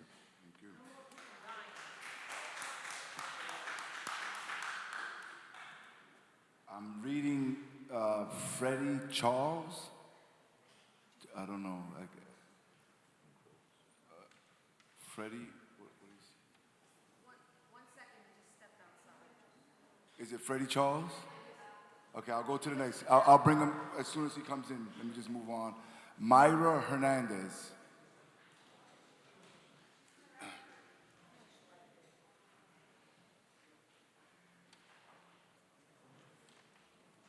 Good evening. Good evening. My name is Myra Hernandez, and I'm here as an educator, a Mott Haven resident, and a member of No New Jails. I'm here today to urge you, Borough President Diaz, to not only oppose de Blasio and Councilwoman Ayala's plan to build a new jail on Concord Avenue, but to demand no new jails anywhere in the Bronx. Our borough is home to one of the largest diverse communities of people who have far too long have had to fight for their fair share to affordable housing, quality public education, a clean, safe environment, well-paying jobs, and health care. The sad reality is that our city officials have turned their backs on these needs while investing in policies that hurt and making concessions to developers waiving money. De Blasio and the Mayor's Office of Criminal Justice have pushed the false narrative that the only way to close Rikers is to spend over $8 billion on new, humane, quote-unquote, jails. There's no humanity in building cages that only serve to punish people of color and those living in poverty. We challenge you to resist that narrative by closing Rikers now with no new jails being built in its place. Councilwoman Ayala has said on record that she supports the $8 billion expansion plan for what she argues is bargaining power. To say this at the expense of our loved ones' lives is criminal. De Blasio and Ayala don't have the right to hold our community hostage to what we deserve, a humane existence for all. We can do this by putting the $8.7 billion elsewhere. Invest in schools. Bronx School District 7, where the new jail is being proposed, was rated the lowest performing school district with over 88% of students living in poverty. We must do better. Invest in housing. With rising rents and the real threat of displacement, New York City struggles with increasing homelessness and has one of the highest populations of homeless students of any big city in America. Invest in NYCHA. NYCHA was created on the premise that housing is a basic human right. Threats of privatization and diverting more needed dollars from NYCHA while investing in jails that only serve to cage displaced residents is criminal. Invest in healthcare and mental health services. The South Bronx has long suffered from the effects of poverty, and now with the resurgence of the opioid crisis spawned by greedy pharmaceutical companies, too many loved ones battle addiction. Invest in living wage paying jobs. Many Bronx residents live in poverty and youth unemployment remains high. We can close Rikers now and spend the much needed $8.7 billion on resources that restore and protect our community, not on the maintenance of broken systems like jails that perpetuate pain, racism, and oppression. Borough President Diaz, I urge you to vote against de Blasio's jail expansion plan and demand no new jails, not here in the Bronx, not anywhere in New York City. Thank you. Did Freddie Charles come back in? Freddie Charles? Did he come back in? Did he leave? He's not here yet. Okay. Al St. John, he stepped out as well? Okay. This one here says Mary, no last name, member, Marie? I'm sorry, going one? Okay. It's okay.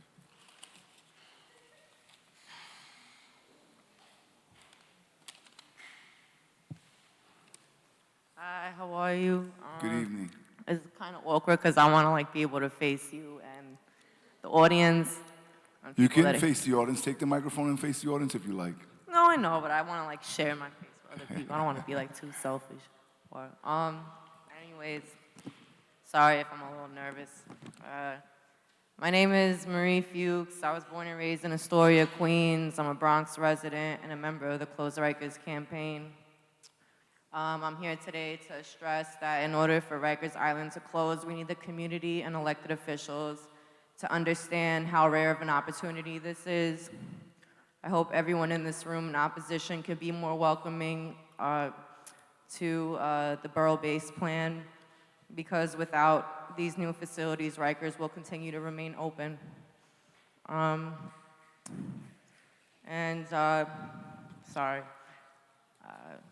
The stakes are high, and as far as my experiences with the island, I grew up in the neighborhood, a couple of blocks out.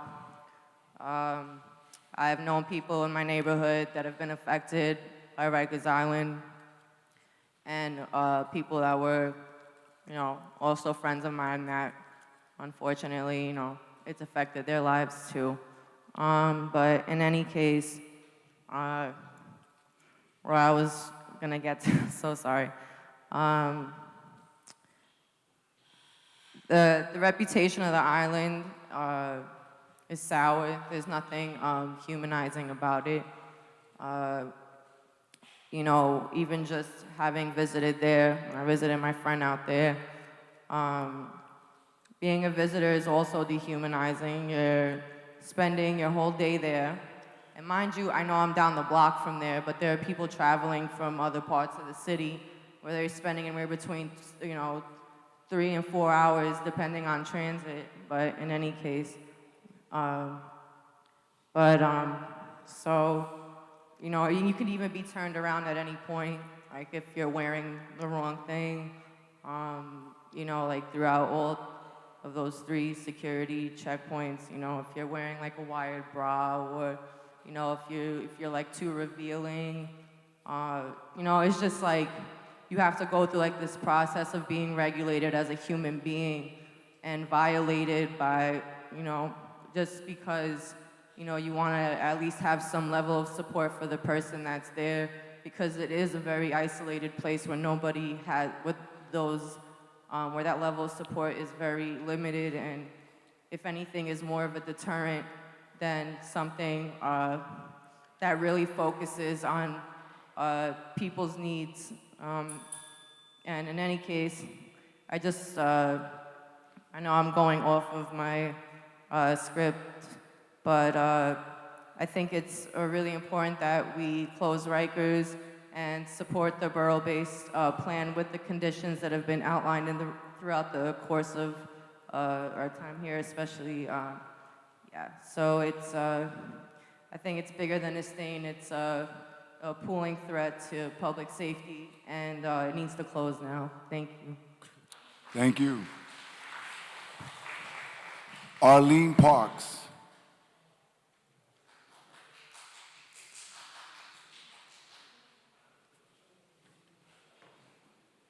Good evening, everyone. My name is Arlene Parks. Good evening. And I am the Vice Chair and CEO of the Diego Beekman Mutual Housing Association and a proud lifelong resident of Mount Haven. I stand here today to say that, yes, Rikers Island does need to close, but simply closing that facility down and just placing that facility in a community without addressing all of the systemic changes is not going to do anything to change all of the issues that all of the people here are talking about tonight. I say to the people that in my community, based on my experience, we had a drug cartel that was entrenched in that neighborhood and where people's children were getting shot almost on a daily basis. We had women in that community have guns pulled on them on a daily basis because they dared stand up to the drug dealers that are in that community. Today, after 22 years of women making a difference, not getting people locked up, but doing all of the hard work of organizing that community when no one, not the city, not the mayor, not any of the organizations that are here tonight came to our rescue. We had to do that by ourselves, working in concert with key partnerships to make the systemic changes. I represent 6,000 residents in that neighborhood. The complex is a scattered housing site development that stretches over 12 blocks from East 138th Street to St. Mary's Park that comprises 38 buildings. Together with the residents of the neighborhood, we have worked, and I say we worked, for 22 years to stabilize the housing stock and the surrounding community. To date, we have been able to invest $150 million in that development, and today we have the obligation to pay the city of New York, that includes the New York City's pension funds, $45 million.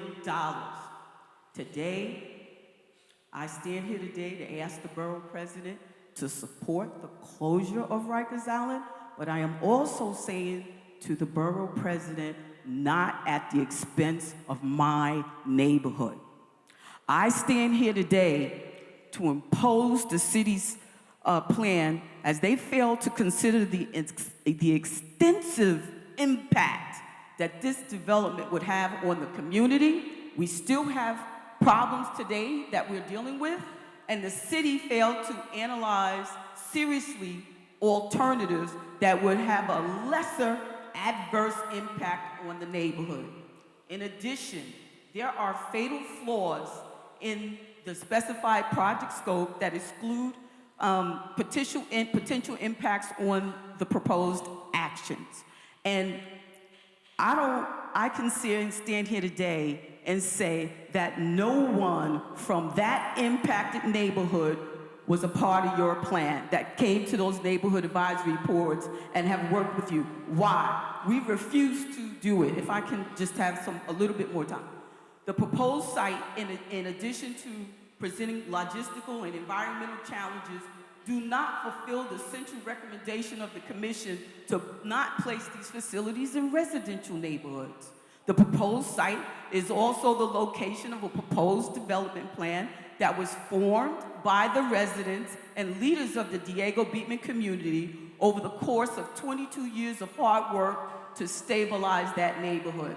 The proposed project would harm the surrounding community. The proposal does not consider rezoning the adjacent homes on Concord Avenue, which are an existing non-conforming use. This designation puts hardship on the owners who can't get mortgages and whose homes are literally collapsing and falling as we speak. The proposed plan would have, yes, an inverse financial and economic impact on the surrounding community. The proposed plan fails to address the impacts the jail and the operations will have on that community. The proposed plan fails to address public safety. Ms. Parks, you're gonna have to wrap up. That said, as closure, our community was not consulted during the development of the plan and was completely excluded from the site selection plan.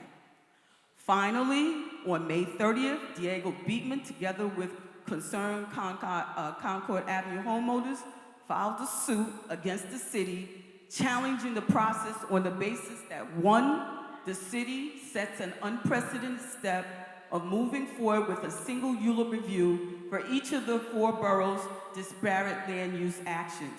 The city failed to consider seriously viable alternative sites. The city is violating the statement of needs process to ensure equitable placement of the facility. The city process of citing these facilities is extraordinarily exclusionary and seriously flawed. Thank you. And Thank you, Ms. Parks. My testimony via email. Okay. Elias Husamuddin.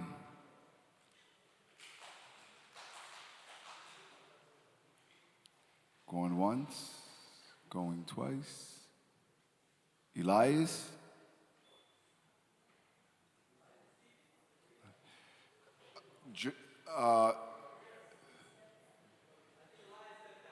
Gennaro Campart? Did I pronounce that correctly? Yes, sir, that's me. Okay. So it feels like I know you all my life. But here's you go. All right, so I'm here to support. Sorry, give me 1 second, please. I'm here to support. Oh my God. All right. All right, I'm here to support today to ask you to vote yes to the mayor's plan with conditions. But if we ultimately fail to fully remove DOC from the staffing structure, then we believe that their role should be limited to 10%, which would be strictly security around the perimeter. Why?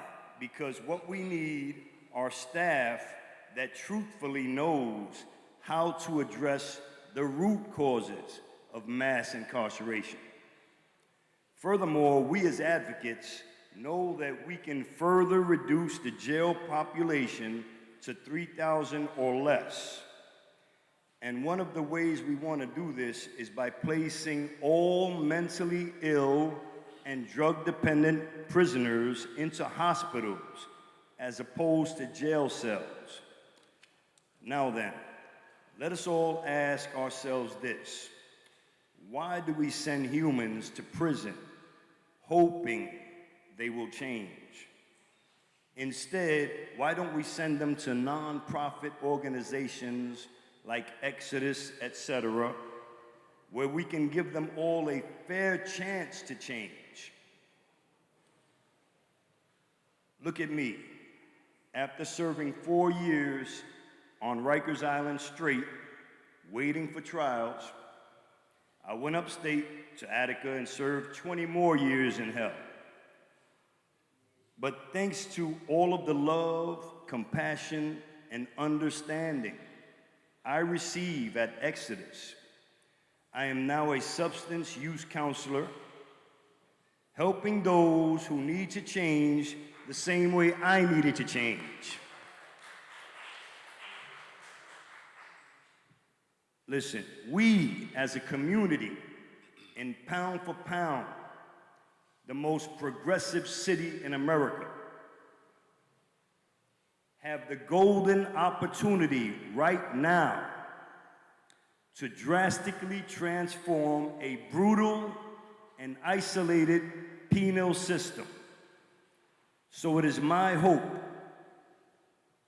that you will be on the right side of history, sir, and will support the mayor's plan with conditions. We must close Rikers Island right now. Thank you very much. Thank you. Frank Jenko.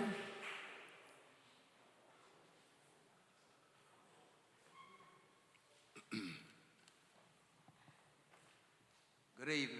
Good evening. Ladies and gentlemen, everybody. My name is Frank Janko. I'm here on tonight on behalf of Exodus Transitional Community Services and myself to explain in my firm opinion why Rikers Island needs to be shut down now and not in 10 years. I am a formerly incarcerated man who spent countless years on Rikers Island from the late 1980s up to 2016. And the oppression, harassment, abuse I endured is unfathomable unless actually experienced firsthand by the officers on Rikers Island. One example is when I was cut 7 times in my face in HDM, the assigned officer was up front, asleep, with his co-workers. That's it. Now, ladies and gentlemen, the other important reason Rikers must be shut down is a serious known health hazardous condition. I've been in housing units where you have black mold, you have asbestos, you have mold of all kinds, you have rainwater coming down from the roof on top of individuals incarcerated and who are employed there with no unknown, God knows what type of bacteria in it. You know, I'm gonna go off this, man. If we don't shut it down and do a real change, how are you offering any type of rehabilitation to anybody who is incarcerated, you know, wrongfully or rightfully, to come back as a productive member of society, which they were already? I've been incarcerated. I went through hell on Rikers Island. I went through hell upstate. These people don't care about nothing but a dollar. Let's get it point straight. Who the hell wants to live in a building with a jail on top of them? Nobody. That's insane. Let's build affordable housing for real people in the communities. Let's give kids a real chance at progressive change in their life and change their direction instead of allowing them to go on the corner and make mistakes and poor judgment. You for the people. Your father's been for the people in Soundview section. Don't disappoint the people, man. Be for the people. Don't be for a project that's not going to benefit the community. Simple as that. Because if you don't, you're sending a clear message that oppression of any kind is permitted and will be turned a blind eye to. And Angela Davis said it the best in her book, Freedom is a Constant Struggle. injustice anywhere is a threat to justice everywhere. With that, I'll close. Have a good night. You too, thank you. Is it Greg Bafado? Greg, I'm sorry. Greg Bafado? Bafudo. Good evening. Good evening. My name is Greg Caputo. I'm a lifelong resident of the Bronx, a teacher in Bronx schools for the past 7 years, and a member of No New Jails. $8.7 billion. What can a city do with $8.7 billion? I'm an educator. Let's talk education. Perhaps part of it could go towards the Fair Student Funding Program. For those who aren't familiar, poor schools, many of them in the Bronx, have already been screwed out of the money that they've been owed by the city. The Bronx still has the most stubbornly high dropout rate at over 11%. What is being done to protect the most vulnerable youth from ending up in our criminal justice system? We're certainly not building more vocational schools. We're not hiring more social workers, although the school's chancellor just announced last week it's pledging 85 licensed clinical social workers will be hired to assist students in crisis and emotional distress. For those keeping track, there's over 1,700 public schools in the city, 85 social workers. Do that math. We have plenty of school resource officers, over 5,000 of them. This plan, the education plan I'm still talking about, will supposedly reduce the NYPD's footprint in schools and will, quote, significantly limit in-school arrests for low-level offenses and limit allowable circumstances for in-school arrests.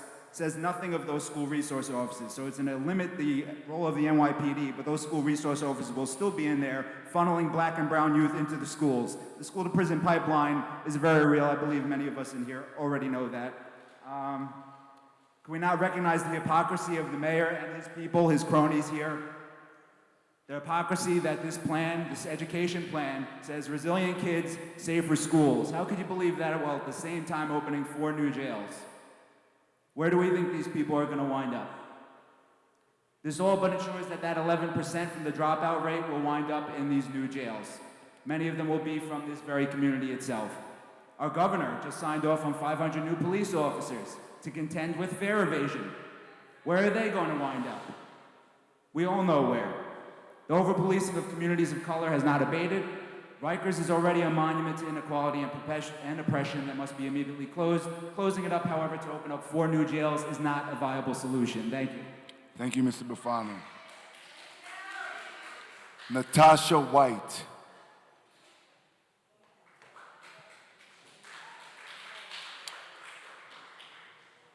Ms. White, I believe you had some testimony that was submitted. I just want to. I don't know. Okay. Yes, absolutely. Thank you, Bronx Borough President. But I read what you wrote as well. Which time? I write a lot. Okay. Hello, ladies and gentlemen. My name is Natasha White. I've been detained approximately 26 times on Rikers Island. Started at 16. With that short sentence right there, I believe that if Rikers had the capabilities to rehabilitate people when they enter and deal with core issues, I might have never went to jail again. While on Rikers for drug-related crimes due to a drug addiction, I've been beaten and maced by correctional officers, illegally strip searched, and treated inhumanely on a daily basis. Not once was my core problem, addiction and homelessness, addressed. My release plan addressed my homelessness with referrals to the shelter system, another dehumanizing and abusive system.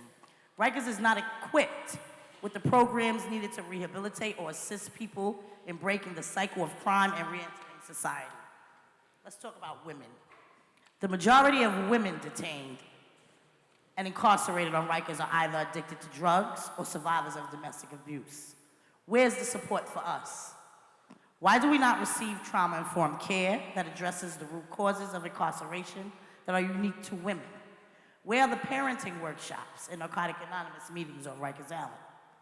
We need smaller, safer, community-based facilities operated by staff who want to help people be better for themselves, their families, and their communities. Correctional officers are security and not mental health workers, case managers, credible messengers, or educators, which are the staff we need to address our untreated mental health and substance abuse instead of taxpayers, spend over $300,000 annually per person detained on Rikers, costing taxpayers billions of dollars each year to employ correctional officers who are abusive, dehumanizing, neglectful, and harassing to our brothers, sisters, mothers, fathers, friends, and community members. Furthermore, Rikers is built on a landfill. It is literally a cesspool of filth, real health hazards for all parties involved. In 2010, myself and every female in my unit, each unit holds 50 females, there's two sides, so that's 100 females. Where we're at. We were exposed to tuberculosis. Rikers must be shut down now. I am human, I am a woman, not an offender or an inmate. Close Rikers now, and the fastest and clearest way to do so is to vote to support the borough-based jail plan, but with changes to make it better. Listen, everybody's always talking about what they want in their community. Whose name is on the streets in the community? Nobody has a stop sign. We're talking about the tow pound. Half of y'all call my job to get your cars from being towed by the tow pound. Where's my car at? NYPD towed my car. We're talking about a jail. These people are not gonna be on the grocery line with you. These people are not gonna be crossing the street with you as you take your kids to school. Where are they gonna go? Everybody wants to close Rikers Island, so where are the people that have to stay in jail, which we really don't want anybody in jail? Where are they supposed to go? Where are they supposed to go? This is our community. This is everybody's community. This ain't my community. This is all of our community. Thank you.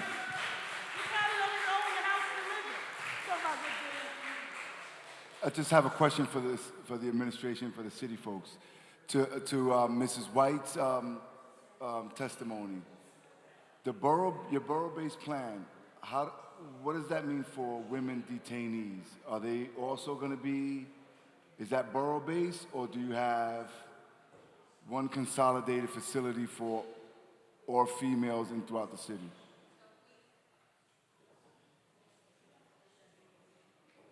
We initially had proposed that there would be women's housing units within each of the 4 borough facilities. And that was an area that we received a lot of feedback on. A number of different women's service organizations and formerly incarcerated women responded to us that they thought it was actually more appropriate to have one centralized location. The justification being that with such a small number of women, we're talking about less than 200 citywide, that it would be too vulnerable to have them coming into contact and not to have a dedicated female space for visiting, for education, for intake, for healthcare services and all of that. Before we reconsidered the decision, we did a number of different focus groups. We did focus groups at Rosie's. We convened different organizations. We sent questionnaires out. So in response to all of that feedback, we now are proposing one centralized location. It is currently in Queens, so basically not in the Queens facility, but next to it. And so we're committed to working with those organizations and formerly incarcerated women to continue to help to inform the plan moving forward. Thank you. Jose Marte. I'm trying here. Jose. Other people say Marty, okay, I mean Marte. Jose Marte. Señor Jose. Thank you. You know, my son called me the other day. You know, he's upstate. And he called really to try to get his brothers to see how they can call through his phone, because he wanted to see whether or not their numbers were blocked. The reason why I say that is because when a person is incarcerated, the system trains them to exploit. My son was not a bad kid. And over the years, he did something so petty, stole GPS out of a car, didn't show up to court because he was very scared. After a while, he didn't show up, he got incarcerated 5 years. Now he's in 9 years. He was a great kid, very, not studious, not a smart kid intellectually, academically not great, a class clown. That's all my son was. And as a social worker, what I do, I work in Bronx Connect, try to get kids out of jail. You know, one of the things that I hear, not in my community, not in my community, not in my community, but me as a parent, I know what it's like not to be able to visit my son at the border of Canada all the time. So it's really upsetting when I hear nonsense like this. Why? Because it costs me $400 or $500 to try to stay overnight in hotels, pay tolls. To visit your son locally, it makes a big difference. And I don't think everybody understands that. People talk about property values. You know what? I wish I could afford a house in Ossaway, right? Sing Sing is right there. Property values, everybody knows it's not bad. Everybody knows we got a decent school there. Everybody knows it's not bad. Everybody knows, right, that where the toll pound is, using that piece of property for a local jail is really not a big deal. It's really not a big deal. Come on. My car was towed the other day, right? And I had to go way downtown to get my car. It's really not a big deal. So we make a bigger deal out of something that's so simple, but when you're directly affected as a parent, we have a kid right now that was in Bronx Connect. Right now he's a relief crowder in the making. Sad. A kid that has mental issues, very depressed, very afraid, did not attend program, got off of probation. And this is another thing about systemic things. Sometimes we make decisions and we don't see unintended consequences. What happened with this kid? Gets off of probation, violated probation.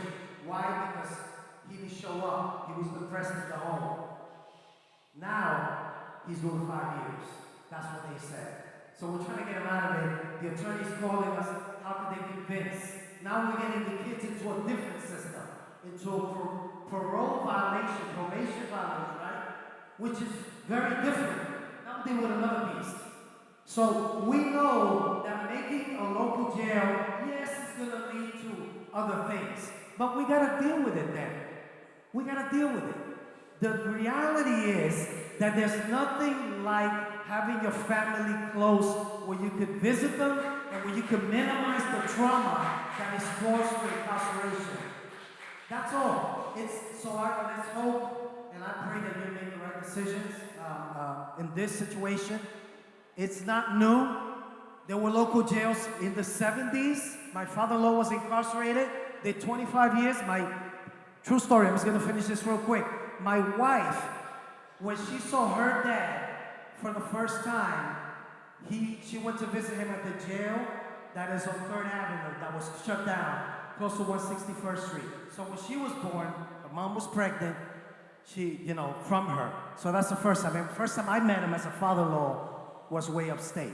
So please, let's minimize the trauma by giving our families the ability to visit their relatives. Thank you. Thank you. I have here Edwin.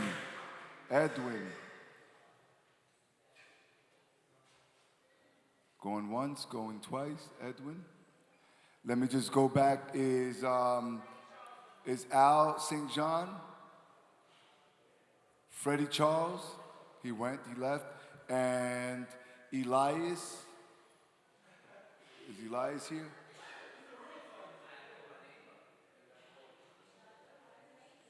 Did you sign up? No, I'm not finished yet. I'm just calling people who we called prior. I just want to make sure that we give them an opportunity to speak. Tyler Nims.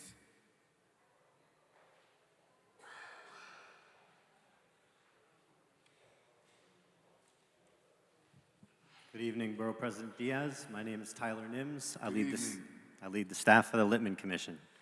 2 years ago, our commission unanimously concluded that New York City should have many, many, many fewer people in jail, and that the 9 jails on Rikers Island were irredeemable, could never be fixed or repaired, and should be shut down forever. 2 years later, we are closer to that goal than ever before. A smaller system of jails in the boroughs is a chance to break with the past and to move closer to a justice system that actually lives up to its name. The site we're talking about today in Mott Haven is not as close to the courthouse as the other proposed facilities, but it is much more accessible to the courts, to the family members, to the service providers, to the lawyers, and to the public accountability than the isolated and hidden jails on Rikers Island. These connections, these things are absolutely necessary to keeping people safe and to giving them the best chance to succeed when they return home.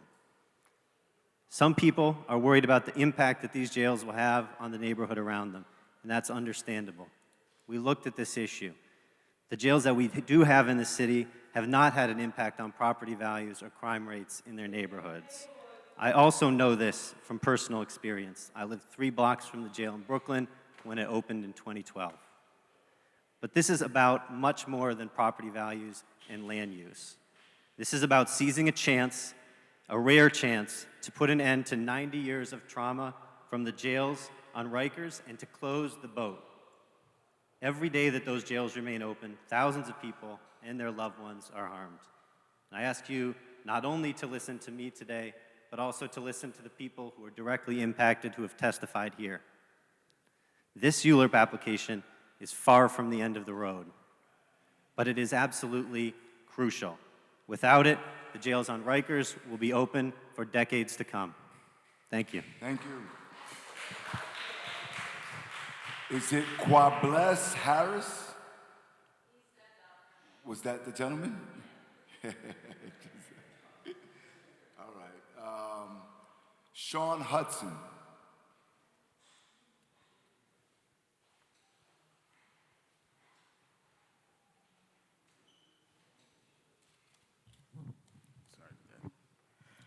Good evening, everybody. Good evening. My name is Sean Hudson. I'm a lifetime Bronx resident, Soundview native to be exact. I'm a supporter of no new jails, and I specifically tell you, Borough President, not to support this jail expansion plan. I hear all the arguings that's happening over what plan is better, who has a better plan, who doesn't, or what are we going to do instead? This whole jail expansion plan is shadier than a Cash Money record deal. Out of all the things we've heard from the mayor and the DOC, the only guarantee is one sole thing, and that's 4 new jails. Approve the jails now. We'll figure it out how to close Rikers later. What we should be asking is, why when they close our schools, they don't go ahead and expand new ones into each borough? Why when our housing is deplorable, they don't go ahead and invest in it? Why when we lack jobs and rec centers and mental health resources, those aren't expanded into our communities? But they want to build jails and gentrify the hell out of our communities. Snap to that. Though so many of us may not have experienced it by being locked away in a cage, mass incarceration directly impacts us all. It is not radical to invest in jails. Unfortunately, it has now become radical for communities to ask for funds they need so that their loved ones are not cycled through the penal system.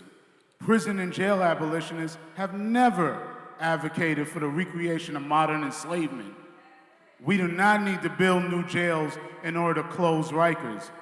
We know that we begin to close Rikers now.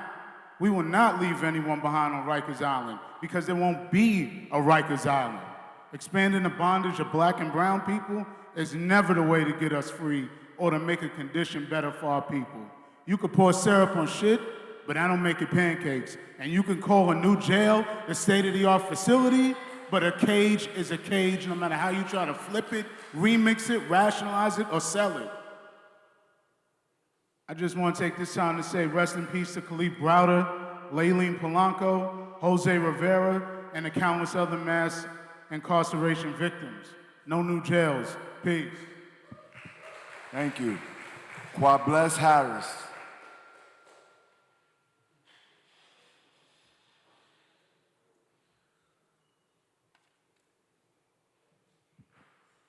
Good evening. My name is Quables Harris. I was born and raised in the Bronx, and I'm a military veteran. Me personally, I had 3 generations of my family that was directly impacted on Rikers Island, and and I'm here today to definitely close Rikers Island, and I want to break that cycle as well. Growing up, I had friends and family who was in and out of the system, and I just want to recite something that I wrote that affects, I feel like myself, my community, and a lot of the stuff that goes on in Rikers as well.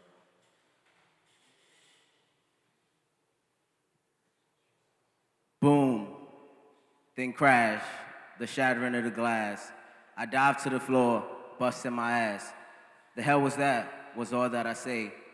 Then I see a pool of blood, I see my friend, he's dead. No motion in the commotion, I wasn't even mad. Numb to the lifeless body, the cops wasn't even sad. Or the news that fits the print, my friend's death went unreported. Not a whiff, a word, or hint. On the news that night, the president's wife got a new hairdo. The news guy said, I like it, how about you? No words to my friend in a post or on CPS. Why was that, you ask? Take a fucking guess.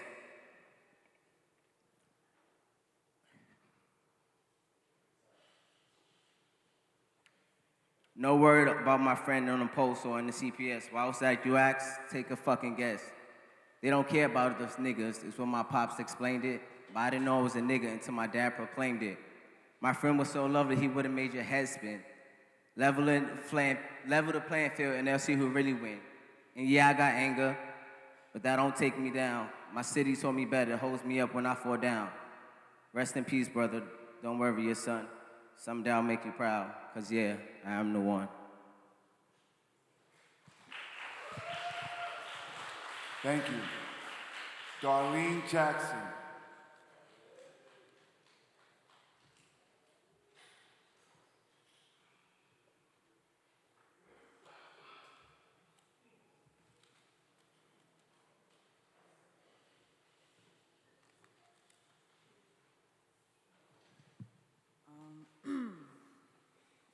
So I support the plan to build the borough-based, I support the plan to build the borough-based facilities to enable the fastest possible closure of the jails on Rikers Island, but with conditions. I want to see improvements to the plan before it comes to the city council for a vote. The city must commit that these facilities will not only be designed differently, but operated differently. The people managing and running the facilities will have to be capable and willing to provide a healing environment. The Department of Corrections has proven themselves to be unable and unwilling to end the culture of violence that consumes Rikers Island.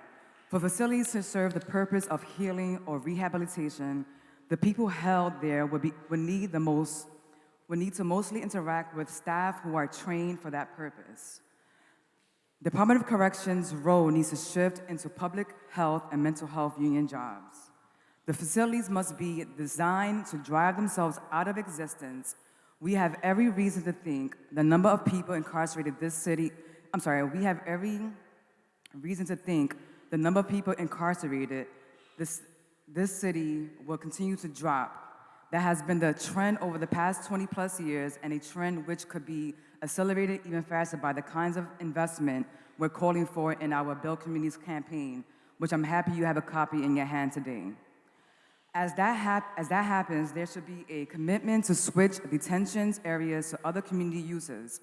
This plan has the potential to save more than $500 million per year, which must be invested in all the things that have been proven to create the true public safety outside of the carceral system. The city could begin justice reinvestment by divesting from policing and incarceration and investing in the kinds of community resources outlined in our Build Communities demands. There are at least 5,400 empty jail beds on Rikers Island. The city can transfer the remaining population to a few facilities and begin demolishing those that are empty with a focus on the best possible care and conditions for the people being transferred. I just would like to add that some folks said that this plan is flawed and is not perfect, and that may be the case, but through this ULIP process, we have the opportunity as community members to make this plan as best as possible before it hits the city council. And I must attest that since this ULURP process, that the Mach J folks have been listening to folks directly impacted, service providers and advocates, as myself. And as you can see, has been changing through this process. And we believe that it could be even a stronger plan once we reach city council. And I thank you for active listening to folks. Thank you. Thank you. To the city. On Ms. Jackson's point, I have two questions. Number one, have you done an analysis on cost savings once the borough-based jails are up? What cost savings that would mean to the city? You don't have you done an analysis, or you don't have the number? It's not something that we have an analysis on. The other thing is, Rikers Island currently now has X amount of buildings. Some of them are empty, correct? Correct. Are you starting demolition soon on those buildings that are currently vacant? So, no, we're not doing any demolition, but we have closed a facility last June, and that facility is decommissioned, so it's no longer authorized for the department to use it to house detainees under the State Commission on Correction regulations. When will you start demolition?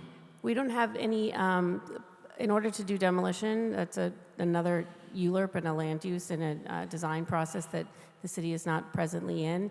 We also, as we do the demolition at the borough site facilities under this, this proposed program, we would need to relocate existing detainees to facility space on Rikers Island while those new facilities were constructed in Brooklyn and Manhattan, where those existing facilities would be rebuilt.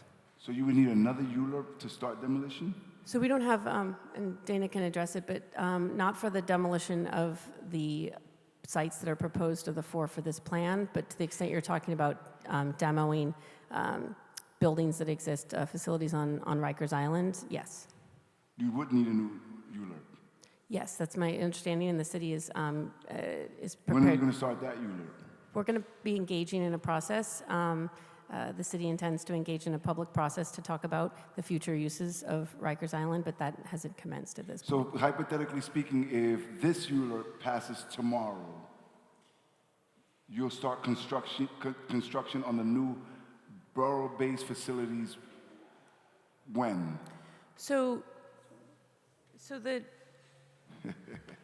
You guys got to come to me Yeah, prepared, so, man. no, I know, she's pointing. You've been going through this for how many? I'm happy to answer. This is the frustrating part. And we've been, whether it's jail sightings or other ULURPs, you already know that when you come to me, you got to have I'm prepared, sir, I'm prepared to have answers. I'm prepared to answer a question.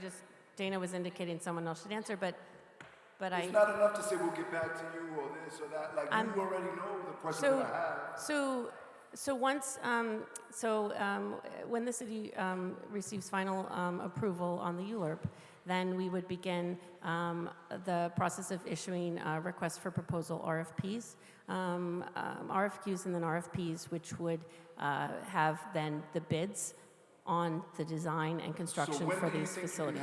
Based on all of that, when do you think you have the 4 facilities up and going? No later than 2026. So does that mean that because you need another ULURP in order to demolish buildings on Rikers Island? What does that mean about having Rikers Island completely closed and completely demolished? When is the timeline on that? So moving off of Rikers Island and stopping detention on Rikers Island doesn't require the demolition of buildings on Rikers Island. Moving off of Rikers Island requires the demolition of the borough facilities in Brooklyn, Manhattan, Queens, and the closure, obviously, of the barge in the Bronx and the new location in the Bronx. The demo and building of those 4 borough locations is part of this ULURP, and that is required in order to move detention off of Rikers Island. The future use of Rikers Island is not determined, and that future use needs to be determined, and then a ULURP would be necessary. You can appreciate how folks who want Rikers Island to be closed can remain skeptical if you still have the structure still up. So as we decrease in our population, we will decommission beds for use as the jail population reduces. Right, but if you don't start demolishing the existing structures, then you can appreciate how people may think that you're still having them around just in case. Yeah. So understand your point. I think as, Brenda was just saying, obviously, as we have we've seen an incredible reduction in the number of people on Rikers Island, or the number of people in detention. We have been decommissioning facilities. Certainly appreciate the question as to what is the future of Rikers, which is connected to the question of the ULURP for demolition or what have you. On that, we've committed to do a public planning process on that. That's something that we have disclosed. We would welcome and want to begin a community engagement process on, because we know that there's a lot of important thoughts on that. As to the question you had in terms of when will Rikers fully close, when are we going to make sure that there's no detention facilities on Rikers? I'm affirming exactly what you just said, 2026. If you have any more specific questions on that, Julia from the Department Mayor's Office of Operations can speak to them. I just think that there's so many people here with different points of view, but whether we should have new facilities or not, but I think by and large people agree that Rikers Island should be closed. And it would alleviate people's anxieties about having Rikers Island as a correctional facility if you start demolition of existing structures on Rikers. That's what I'm saying. Yeeves.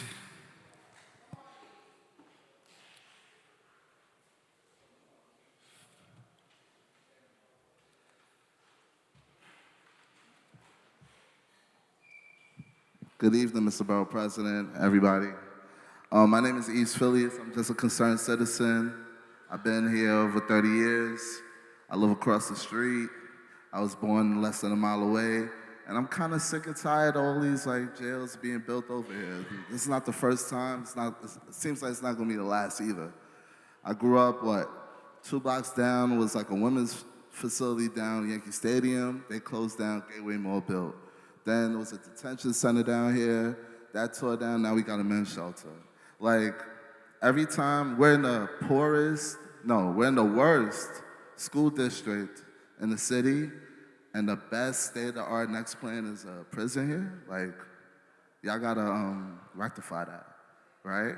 So that's one. 2, if you are going to build a new facility here, it would make more sense, right, to build it where it would be mostly utilized, right?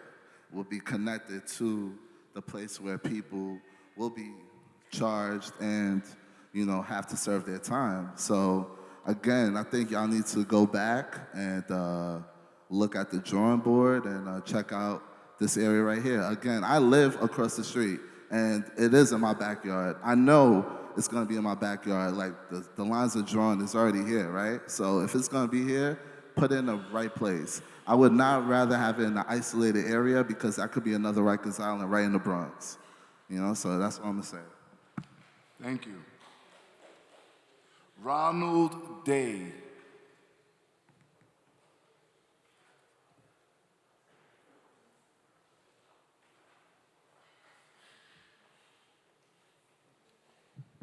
Good evening. Good evening. Honorable Bronx Borough President and distinguished colleagues. So my name is Dr. Ronald Day. I'm a Vice President of Programs at the Fortune Society. We serve 7,000 people a year, including many Bronx residents. I grew up in the Bronx, lived there since I was a year old, so 49 years in total. I also deprecated my community, my Bronx community, by engaging in criminal conduct and ended up serving 15 to 45 years. One of those 15 years that I served was in Rikers Island. And I've come full circle now supervising programs on Rikers. So we are currently working within Rikers, building structures that are not conducive to healing. While people with mental health and substance use treatment needs are forced to be confined there. We are working to offer services in spaces steps away from where people use the restroom, shower, and sleep, a distracting environment, not conducive to learning. We are working in settings where security sight lines are obstructed and blind spots exist, ripe for violence or malfeasance. Rikers Island is functioning the best it can for an outdated, dilapidated structure focused on punitive intentions. The time has come for New York City to eradicate the documented, deep-seated culture of violence on Rikers Island by shutting it down as soon as possible. And the borough-based jail system is the only feasible way to do so by 2026. I support this plan as an opportunity to be more thoughtful about the way we treat people within our justice system, particularly while they are presumed innocent. This is a chance to ensure that while current penal laws require a person to be confined in a jail in our city, it is done so in a way that respects a person's dignity and offers uncompromising humanity and compassion. Building borough-based jails honors the strong connections we value with our communities, families, legal services, and support systems necessary to facilitate due process and successful reentry opportunities. So we encourage you and implore you to shut Rikers and to go with the plan to open borough-based facilities. Thank you. Thank you. Very quickly, everyone, we said earlier that without filling out a slip, you will not be heard, but I promise I will hear anyone who wants to. You have to fill out a slip. We have, these are the names in this order: Anastasia Tompkin, Joel Sanchez, Gabriel Eng, Chantel Jackson, I believe is Bloomfield, Steve Bloomfield, and Sophia Gumbo, or yes. No, you're not. You're the last one. Anybody after? I'm sorry, you're the last one. I read the names in order. If you're Sophia, are you Sophia? Oh, you so Anastasia, you're next. Yes, ma'am. Anastasia Tompkin. If you before you start, Miss Tompkin, if you want to be heard and you didn't hear your name after Miss Sophia, we are done. If you want to be heard, fill out a slip. Thank you, Ms. Tompkin. Okay, good evening, everyone. Good evening, Borough President. Lots of people claim that they care deeply about criminal justice reform, but the fact is that only one group is passionate about closing Rikers to the point of coming up with the only comprehensive plan that has pushed the issue this far, on top of having personal experience with the inhumane jail system we speak of. Rikers Island is the unholy mecca of the broader system of police brutality, corrupt lawyers and judges, as exposed by the recent documentary on the exonerated Central Park Five, and a legacy of oppressing Black and brown people. Closing Rikers and transforming the system as outlined in the plan would be a revolutionary act, and you, sir, are in a powerful position to help this happen. To stall this project because of logistical kinks that can inevitably be worked out would mean support for state-sanctioned violence. Even worse, to discard this project due to displeasure over the location or size of the building from people who live in relative comfort and privilege would be an act of elitism. Because those on Rikers are also part of the community we speak of, and they form a whole other community, one whose basic humanity we must defend as a priority. And I also want to add that if the money being funneled into this project is an issue, America has money. There's money going to the government, there's money going to the police system, so there can be money from other places to build a community. That is a very important thing as well. But why is it that you want to subvert this cause by making it about that, when it could actually be two separate movements? Because at the end of the day, even if we funnel money into the community to build schools and to stop the system and stuff, they're still going to be funneling money into the police system that targets Black and brown people. Okay, so it's two different causes, and both of them are worthy. Thank you. Thank you. Mr. Joel Sanchez.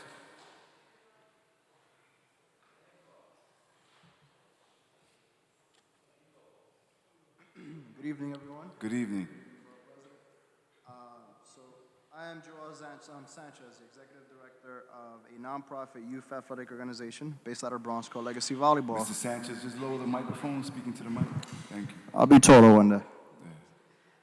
So I support the closing of Rikers Island, and for that specific plot of land that you guys are speaking about, I have a counter proposal that our Bronx Borough President knows all about. Why not build a state-of-the-art facility that provides adults the resources and opportunity to participate in civic engagement, among many other things, better than being in jail? Why not build a place where children in the community could go after school and participate in exploratory learning, sports sampling, and socializing in a safe and guided environment? Why not build a facility where teens and young adults could participate in a Bronx-based elite athletic program while being exposed to colleges and national travel like the one at Orchard Beach? I've proposed a facility where folks have something better to do, more to look forward to than going to jail. $8 billion to lock people up. Imagine what the nonprofits in this room and I could do with $8 billion. Thank you. Thank you.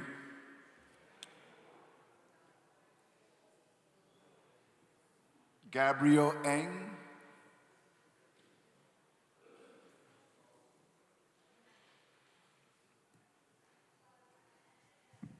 Good evening. Thank you, Bronx Borough President, and everyone here, and to all of these people who have been fighting for this. I know a story of this boy that his parents were migrants and they didn't have enough money. And he was arrested on some bizarre charge and thrown in Rikers for 9 months because his parents didn't have money to pay bail. And he was brutalized. And when he got out, he very quickly thereafter committed suicide. This is one story of hundreds of thousands of stories, so you would be right to close it. But there's something I had wanted to mention. The climate justice issue, this is an environmental justice issue. This affects all of us. So a suggestion, there are places all over the world right now who realize there are changes being made, and they're replacing places like prisons. They're demolishing them, they're changing them. They're turning them into other things. This city is huge, and in the summer is afflicted with something called city heat.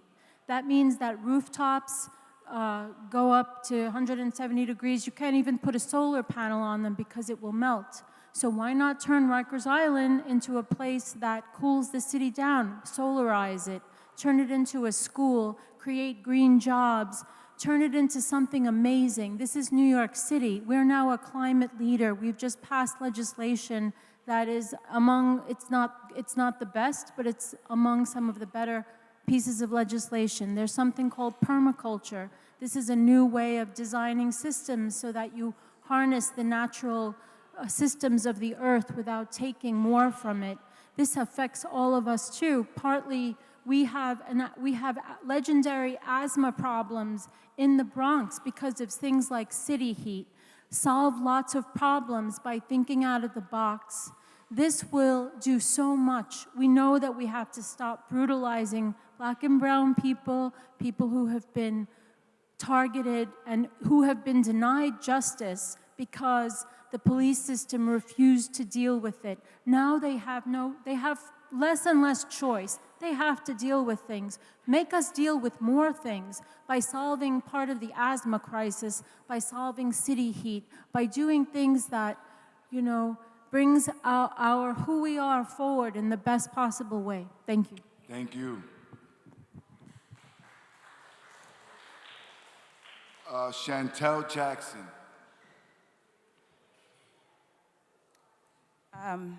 Thank you, Borough President, for giving me and others the opportunity to voice our opinions. I am Chantel Jackson, and I'm here as a public school social worker, a college professor, an active member in my community, and a resident of the Bronx.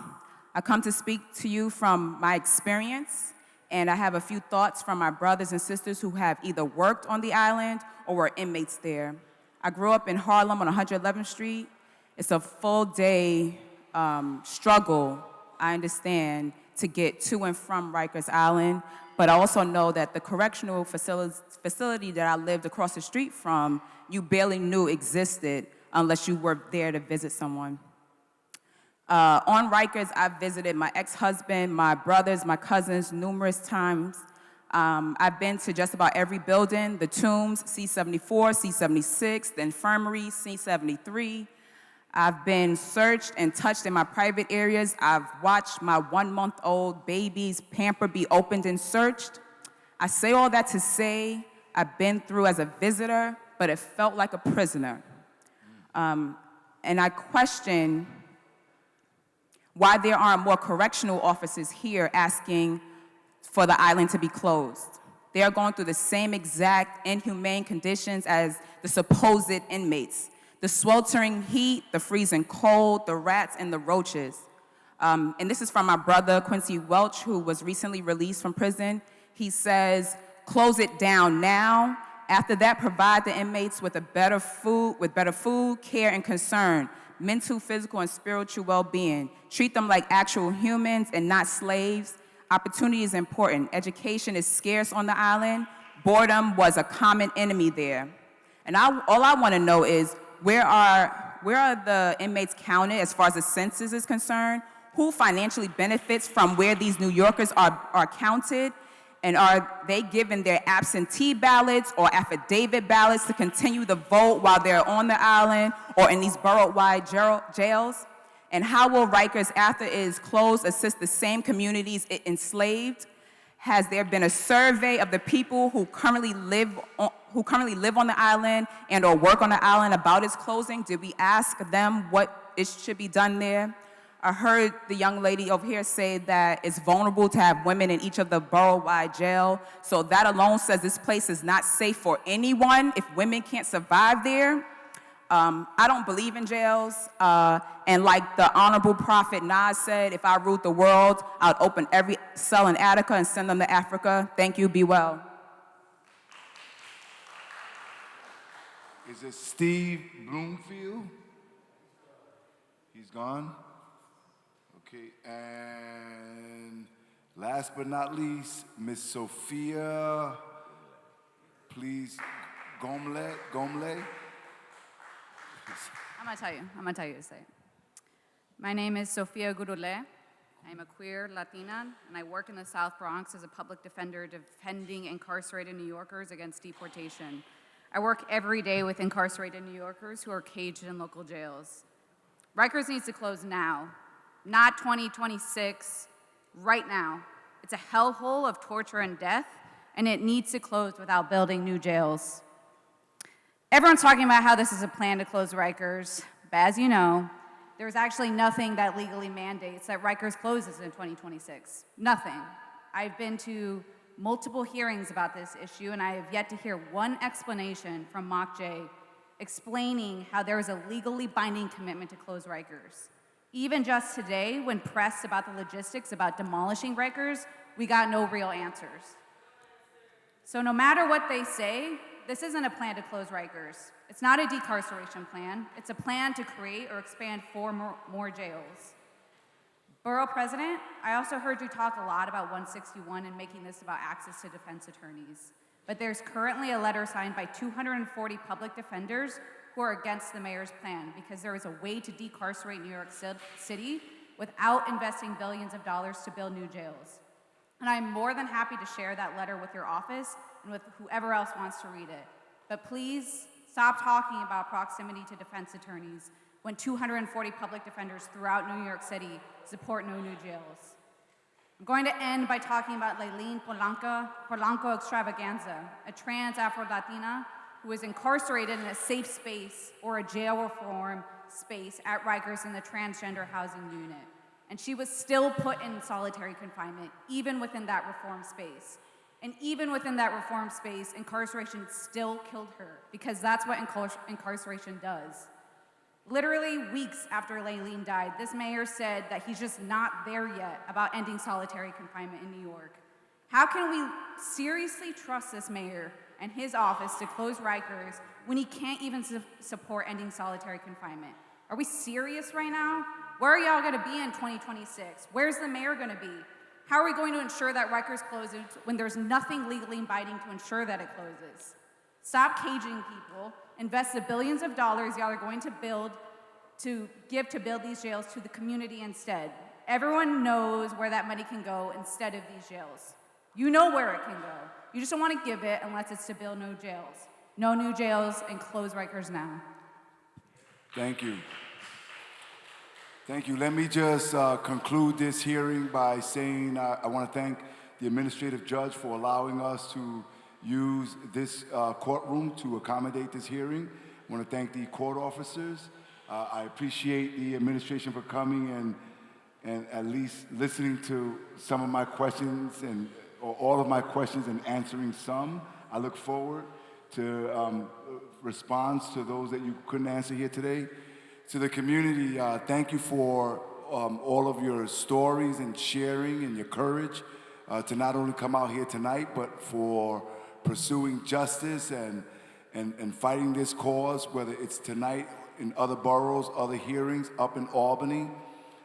What comes to mind for me are individuals like Dio Danny, Titi Midna, Alonzo, Wild Hector, my cousin Adam, Jose, and White Boy Steve. These are the guys from my block. These are the guys that I went to go see, whether it was in Spofford or on Rikers Island. Fast forward, I became an assembly member, and I was on the corrections committee. I was able to visit Rikers Island, again, not as a visitor to a family member and a loved one, but as a member of the corrections committee. This is personal to me as well. And if we're gonna do this, in my opinion, we have to do this right. And I know that there are differences of opinion on how to get there.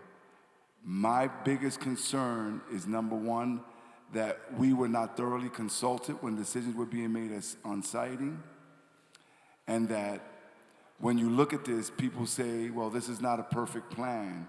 It is not a perfect plan. But it seems to me like the Bronx, when you compare it to other boroughs, once again, is getting the short end of the stick.